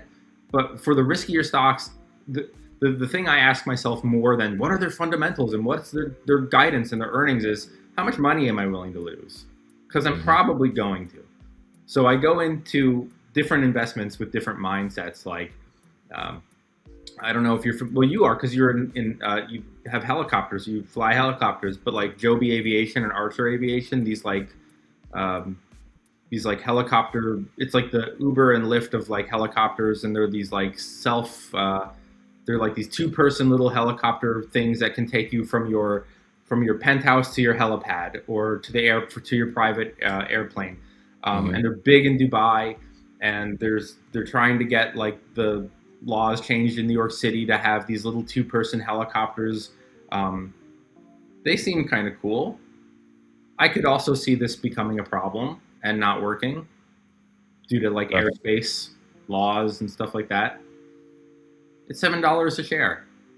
Am I willing to lose $700 if I'm wrong and I'll get 100 shares? Sure. Or maybe no. Maybe I'm only willing to lose $300. I'll buy, 50 shares or something like that. And I have noticed in my personal portfolio that the amount of riskier stocks that I have has increased over the last few years because there's more stuff now that is of interest to me, like the Archer Aviation and AI stocks like SoundHound and D-Wave and all these what are they called? The computing companies, like Rigetti, D-Wave. Oh, okay. I couldn't tell you. Like the term for the category, I'm not sure. Yeah, someone's gonna know it in the chat. Something computing. It's like all the guys are talking about on CNBC now for. Oh, is it quantum? Quantum computing. Okay. Yeah, Shout out Cody and CView. Nailed it. Yes, Wallace. Yep. Yeah. There they all go. You guys got it. Yeah. Quantum computing. Okay. Those things seem interesting. I don't know which company is gonna be the one, so I'm throwing a little bit in a couple different ones. Gotcha. I'm just like playing around, and we'll see what happens. And in 2 or 3 years, if one of them is starting to outperform the others and generate more revenue and get more big name clients, then I'll start adding a bigger position to those. But in the meantime, I'll throw in, I'll buy 25 shares. A bit, yeah. Do you have just a few more minutes to kind of land the plane here? To talk to me again? Yeah, there he is. We were How's it procrastinating, waiting for you. Mm-hmm. How's the conversation been? I see you have not chased Ken away. No, of course not. No. I hope it's been all wrestling. All exclusively Wait, wrestling. what was your wrestling name? I didn't have one. I never made it long enough. Didn't make it long enough to. What would it have been? You must have thought about that. Well, I did think about it, but at the point when I was getting into wanting to be a wrestler, it was moving more away from names like The Undertaker and gimmicky kind of names, and more towards stuff like just like Stone Cold. It would have been really ironic if you were like, I was going to be called the Backbreaker. Yeah, yeah, I didn't say who's back. yeah, mine. Yeah. I wanted to move away from like the more gimmicky, early '90s names and and that kind of stuff, and it probably would have just been some sort of regular. And in name. the blue corner, Ken. Yeah. Yeah. Ken, one thing, because I don't think Alex would have asked this, but if you did, props to you, Alex. Ken, how concerned should we be about the bond market? Because it looks like rates on bonds are just going up, which is a problem. Right. But stocks have just kind of kept going up. The NASDAQ looks a little heavy recently, but and also to me, it kind of looks like Bitcoin's kind of getting closer to the end of this consolidation market it's in, maybe for a handful of more months. Yeah. But it just seems weird to me that like stocks are doing great. The crypto has been kind of holding steady for a while, and then just rates on bonds are just this. So what are your thoughts on that? Like, is it a concern? Is it not? Because the whole thing is a fugazi now at this point. So does but do the macros really matter anymore for stocks go up? I think at a certain point, yes, the macros matter, and but on social media now, it's a lot of it is driven by like what Alex and I were talking about is it's driven by hype, and it's driven by these like crazy CEOs with these big plans. The bond market, I could see it being cause for concern short term, just because inflation's not cooling down. They want to bring inflation down, so they raise the yields. That makes it harder to borrow and harder to spend, and probably harder to do a lot of other things, which could then impact the stocks. But I think it's short term. I don't know. Trump really wants them down. The Federal Reserve is not budging, seemingly, which is good. I thought, which is good. Yeah, the new guy thought. I think a lot of people were nervous that the new guy was gonna just be like, whatever Trump wants, you get. And they are holding steady, which gives me peace of mind. But it could make me a little bit nervous. But as a long-term investor with still a long ways to go, it is what it is. If they raise the rates, the markets drop a little bit. It's just an opportunity for me to get some more high-quality stocks in my portfolio. Yeah. No. I agree. I think the macro still does matter, but it's more so really just focused on rates, at the Fed, in my personal opinion, because nothing can really break anymore. Because they'll break slightly, and then money will just flood into it from the government. Yeah. And when I just look at the only thing that matters, it's just how easily can companies get money to continue the fugazi that we've created, this kind of Ponzi scheme, if you will, of the financial market. And that's really just rates from the Fed that's really affecting that right now. Right. And so outside of that, it's almost like nothing really matters anymore outside of hype.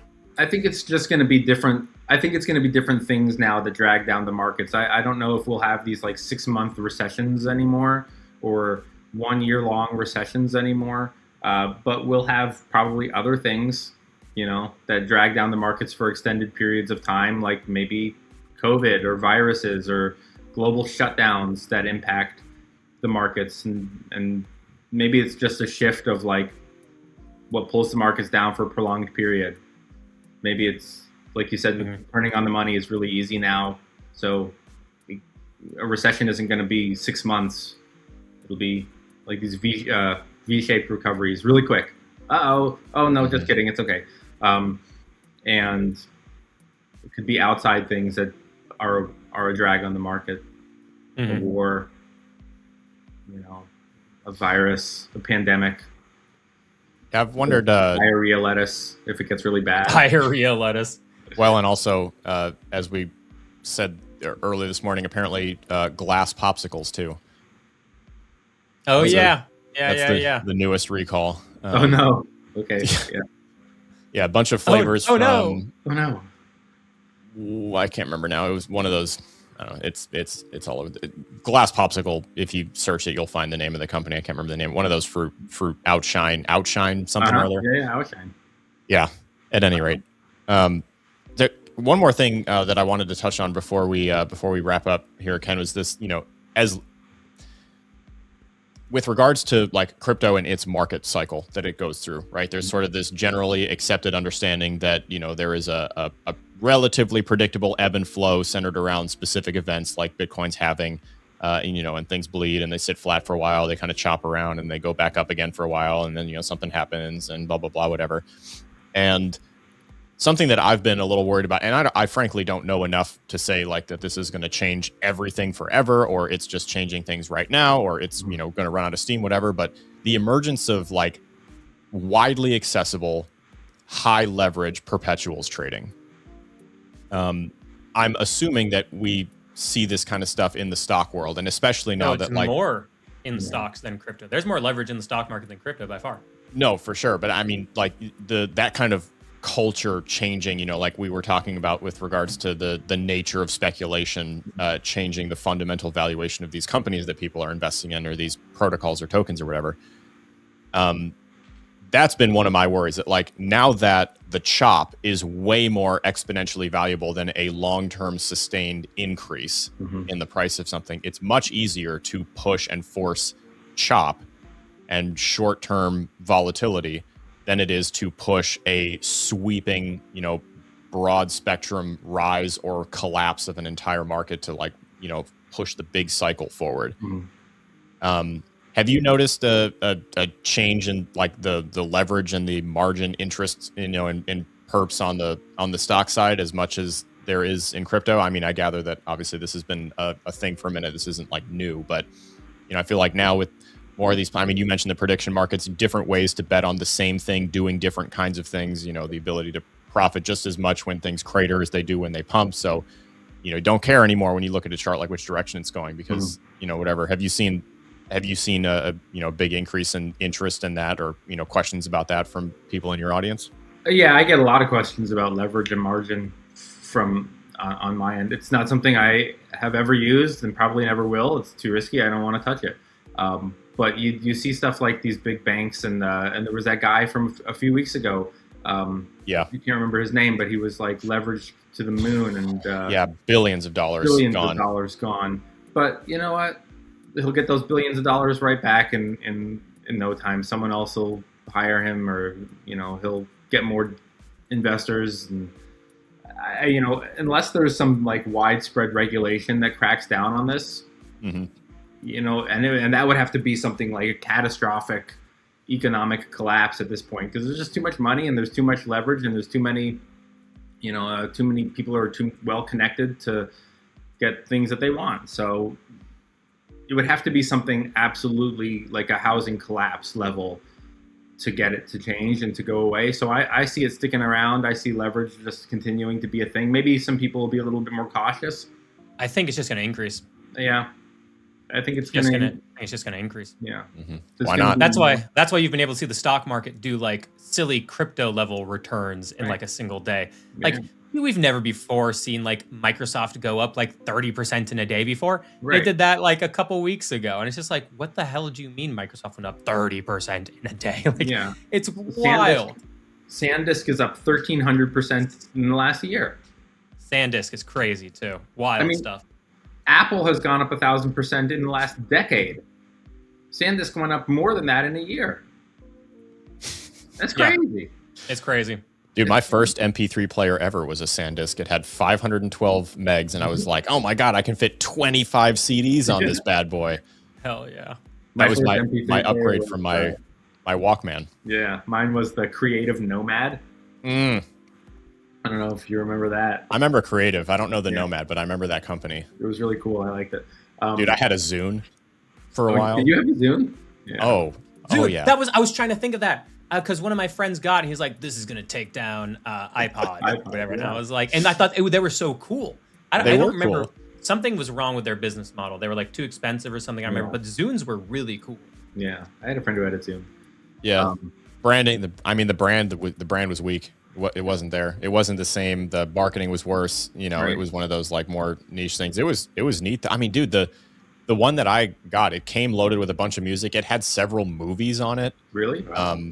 Yeah, I vividly remember, dude. It came mine. It came with some sort of like little pack, whatever, and I ended up being able to put a couple movies on it. I feel like I watched Gladiator on my Zune all the time. Okay. All the time. Dude, a lot. Yeah, I mean, I was young. It's like, oh, I have this movie in my pocket. It was crazy, dude. It was so crazy to like have that sitting there, because before that it was like I had a, you know, like the CD player, and then I'm trying to remember. I wish I could remember like what year this was, because I know I also had like a portable DVD player at one point. That was crazy. Oh, it's changed field trips forever. The emergence of the portable DVD player. Yeah. Wow. Yeah. Haven't thought about that Zune in a hot minute. Although Christina is rewatching old seasons of The Challenge right now. And back in the day, you know, it wasn't quite the same. The host of The Challenge would be there. They'd set up the challenge. They're like, and, you know, today you guys are playing for this T-Mobile Sidekick 2. And they like flip it open and everyone freaks out. And it's like Someone at my restaurant, I used to work in a restaurant, and he had the Sidekick, and he would sit at the bar and he would flip it, and everyone would go like, what's that? They thought it was so cool. Dude. Do you remember the first Iron Man when he crashes in the desert and he opens his thing and flips open that one phone that like rotates the screen to the side, and it was like the most crazy futuristic looking thing? That's in like what, 2007 or something like that. Yeah. I remember, the LG Envy with the first one that like opened like a little mini laptop with that little keyboard. Yeah, I remember that, the keyboard. Oh, dude, that was the coolest thing I had ever seen. Every kid in school wanted one of those when that came out. Now they're gonna bring them back with the iPhones. Hell yeah, brother. I saw those in Tokyo. I saw people have them. Yeah. And I was like, oh shit, people are using that stuff. They just seem fragile to me. Yeah. I feel like after a while of opening and closing, it's going to have a crease. Like, I know it probably 1,000%. It has to. Yeah. Don't you think that it would have some sort of a crease, like a... They do. The amount of hatred that I would have. Yeah. I'd be so irritated by that. Yeah. You can see, although those hinges, I don't know what they build those hinges out of. You know, all titanium or something, but like Jerry Rig Everything just did the video of the Samsung Z Fold 8, which is their like passport sized one. It's like shorter and wider, and it opens, and you know, he has like the same, you know, I don't know if you've ever seen Jerry Rig Everything, but great show. Every time a new flagship phone comes out, he sits there and destroys it. Okay. And like they're torture tests for different, you know, tech devices or whatever. And he snaps these things in half all the time. And he got to that one, and he doesn't like, you know, he could break every single one in half if you like put enough force on it, but he tries to like mimic, you know, the pressure of you sitting on it if it's open, like that amount of weight. And he's a pretty big dude. And that video, he's just like bending, and he's like, okay, well, it's maxed out. Like it, you know, it really doesn't want to go farther than this. If I put it in a vise or like really crank on it, you know, like it'll snap or whatever. But like, this is insane. Just like how strong these freaking things are. So I don't know. I mean, that's the first few I know, it was just like, okay, you know, snap, there it goes. I mean, but iPhone did that too. There was a while, right, where you sat on your iPhone and it bent. Oh yeah, sure. Yeah. All these things will improve over time. Right. So, all right. We're kind of getting to that point here. Ken, I appreciate you giving us some extra time here. This is a little bit longer than normal show. Is there anything that's like, you know, on your radar right now that you are either seeing a lot of questions about, or a lot of commentary about, that we didn't go over? Something else that's like front of mind for you right now as you know, go through your life as a trader? What I've noticed on TikTok as of yesterday is almost, and I don't know, Will, if you've probably seen this too, like dozens of videos on them shorting the NASDAQ. This big report came out that the NASDAQ is like hit a record level of shorts on the NASDAQ. Yeah, I saw that. And like, to me, it's like, okay, who cares? But the amount of videos that I've seen from people who are not finance bros, they're just like people freaking out about this. And like, they've read the one article and now they're trying to explain that because of this, that, and they're like, the short selling, they're betting against America. It's over. The recession is coming. Sell your tech stocks, sell your investments, close down your Roth IRA. It's going to zero. Everything is over. And the comments are, what do I do? What do I do? I just opened my 401k last year. And, you know, it goes like this is always how social media goes. The videos that are like, everyone needs to panic gets 1 million views. And my video on like, everyone needs to cool down gets like 5 views. But that's what I've noticed over the last few days, is that the NASDAQ is being heavily shorted. And, you know, the thing about these reports coming out is we don't know what was shorted or when or how long ago. And short traders are usually in these things for a couple of weeks, a month. Nobody shorts a stock for 5 years. They're not betting on like in the next 5 years, America is going to zero. It's a quick trade, usually to capitalize on something negative. And we just had huge earnings. And a lot of the companies did well, but some didn't. And a lot of them are down over the last Guess what? All those companies are spending more money. Their CapEx is going up. Guess what they're spending that money on? Each other. Yeah, right. Because they're buying all the same shit from everyone, which means all of their revenue is going to go up because it's a fugazi. Yeah. That's it. Yeah. This idea that, like, you know, I mean, they were shorting it because they were probably looking at the short-term revenue and going like, oh, they're spending a lot more money. That's short-term concerning. So short it, or maybe the AI growth is slowing, or maybe they're not seeing it being as lucrative short-term as they thought it was going to be. Whatever the reason was for shorting the NASDAQ, it was a short-term trade based on something short-term that was freaking them out short-term, and they were hedging their bets and trying to make a little bit of money on a downtrend, and then they're going to get back in these stocks, and the same people who were shorting them last month are going to go on CNBC tomorrow, and they're going to say how great these companies are for the future and the long term. And the problem is that every single 25-year-old who sees that video saying, panic, panic, it's going to zero, is now out on something that could be old news. They could have already made the trade. They could have closed the short and taken their profit and moved on.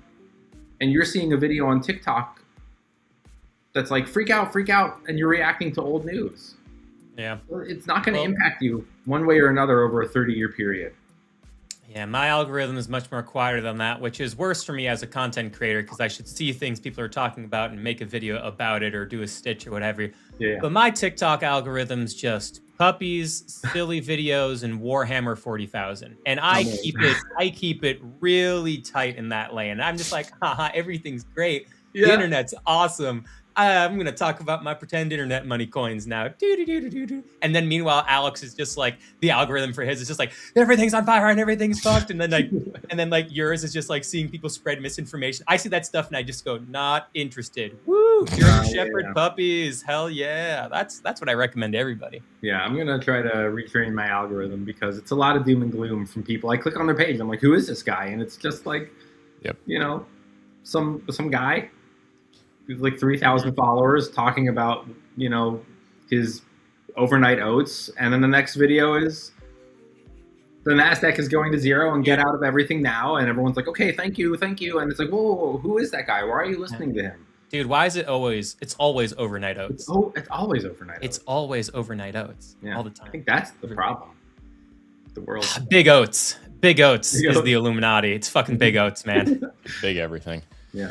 Well, I know we're wrapping up here, but Ken, if you can stay backstage for a couple minutes, I want to walk you through something that I would like you to be a part of. Okay. It's called The Beacon, and it's a place to educate and provide like thought amongst a bunch of other like trusted analysts or traders in our community, and then open up the gates to people who want to learn from a bunch of trusted sources, just to like see our thoughts and how we approach the market and things like that. That's the general gist. So it's something I'd like to see if you're interested in. Okay. We can talk about it. I will not log live. Yeah. Okay. Wow. Speaking of the Beacon, my morning Twitter routine is now to see Doug post a tweet like the one he just posted about his Solana long, which he opened at like 75 and change and closed at 78 and change for 188%. And I just, whatever one he posts for the day, I just go, bruh, just every day. I don't know what that guy's doing, but he's got something going on. He's drawing squiggly lines in a public bathroom. That's what he's doing. And it's working out really well for him. Yeah. Ken, Doug is one of these people who I believe, if he told me that he trades with his eyes closed, I would believe it, because every time he talks about like looking at something, it's always very like, you know, the meme of like the eyes closed with all the math and the numbers just like kind of falling. That's like what I picture Doug as, like, as he looks at charts, he's just like listening to. He told me about this thing he tried to like bring to life once that like added tones and sounds to charts that moved like on the 1 second thing and like built us. And then he was like trying to trade like the sound. Yeah, patterns. I was actually just gonna make a joke that he doesn't look at the charts; he listens to them. Yes, that's exactly how I feel. He just like puts his hand on the hood of the chart, vibration of the chart, feels it, and just He has transcended the need for data. It's just a vibe. It's just vibes. Yeah. Oh man. All right. Well, Ken, thanks so much for hanging out. I definitely want to have you back. We'll figure out some sort of a frequency that works, for you to come back. But I really like the idea of, I think I'm just going to call it Ken's Corner. I was like, I'm calling it that as a placeholder while we come up with a name. But so far, everyone likes the name. I really like the name. There it is. And it feels appropriate. So I appreciate you being here. We're going to do a quick round of final thoughts and we'll get the show on the road. But before we do that, I do have to say thank you to our incredible show partners and sponsors, namely Arculus, the official cold wallet of the Rise Up Morning Show. A very hot button issue as it stands right now, just kind of cold wallets in general. Obviously, we are still, reeling from the cold card seed phrase exploit and hack and all that sort of stuff. Just again, for the record, Arculus does have a statement about the methods that they use, why they were not affected by that, why that's not a worry for them. It's very interesting. It's very technical. If you want to know more, if you have comments or questions or concerns about any of that stuff, please feel free to ask. Our community is free to join, community.rumshq.com. If you're at all concerned about your cold wallet, are you safe? Do you need to do something? What's nonsense? What isn't? That's a good place to go. It's free to ask a question. And unfortunately, still remains to this day, one of the most common scams that we see are specifically targeting people trying to learn about cold storage and how to use it. And so that's exactly why we're partnered with Arculus, to help tell a better story about that and make sure that the information is not leading to people getting hosed. And then, of course, Jito, the gateway to Solana DeFi, more so now than ever. If you're looking to get onboarded to the JTX platform, which has become my favorite place to just do my spot buys. Right now, it's only a spot market. They're adding all the perps and all that sort of stuff down the road. But they have a very interesting setup.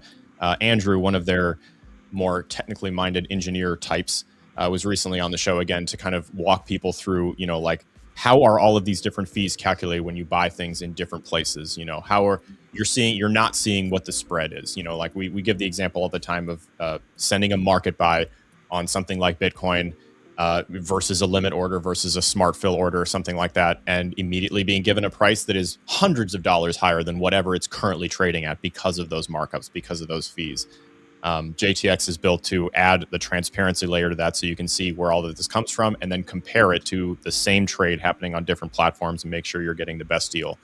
Our referral link is in the oh my God, the beacons page for the show, RUMS-audience.com. If you have any questions, then let us know. And we appreciate you guys. Our website? Our website. Yeah, that's the one I'm rebuilding. The one you're rebuilding. I'm so excited for that new website. Dude, it's cool. It's coming along. I know, it's coming along. I'm pretty excited about it. So thank you. A resounding thank you to both of those. And now that I've given you both enough time to marinate while I do the commercial, Will, I'm going to come to you first, and then Ken will end with you. Will, final thoughts? My final thoughts are reflected very well here by John Bear 1533. Thank you, Kenneth. Hope you're a frequent guest of the Rise Up crew.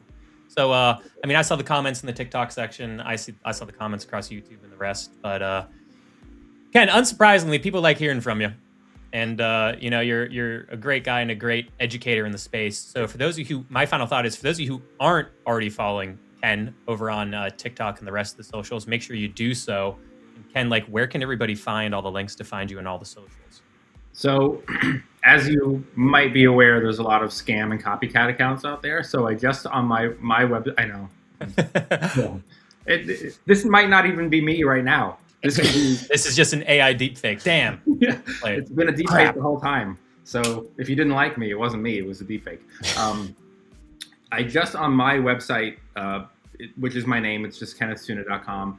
Under the menu, I just created an official page where you can find all the official links, because I do get a lot of messages from people saying dude, I thought I was following you, and it's not you. But it is Trade Invest Simplify on everywhere but YouTube. It's just Kenneth Suna on YouTube. But that's where you can find me. It's the same username, Trade Invest Simplify, pretty much everywhere. Awesome. Yeah. Awesome. Excellent. Any other final thoughts you want to share? Yeah, everyone needs to just chill out. Everything's going to be okay. Yeah, there you go. Amen. Yeah. At least about the stock market. There's going to be other problems that might not be okay, but stocks are going to be fine. Long Yeah, some of those are going to get worse. Stock market's going to be fine. Don't worry about it. A lot of stuff is going to get worse. Stocks, you'll be fine. Yeah. All right. Well, thanks everyone for hanging out. It was a great show. Ken, thank you once again for hanging out with us. Thanks for having me. Will and I, and potentially Evan, if the ghouls are done chewing on his fiber, they will be back. We'll all be back tonight for Rise Up After Dark. That starts at 8 p.m. Eastern, which is in just under 10 hours from right now. And we'll, roll ourselves into tomorrow morning's final morning show of the week. Until then, like I said, any questions, you can always find us in the completely free to join Rise Up community, community.rumshq.com. And until next time, my friends, we will see you soon.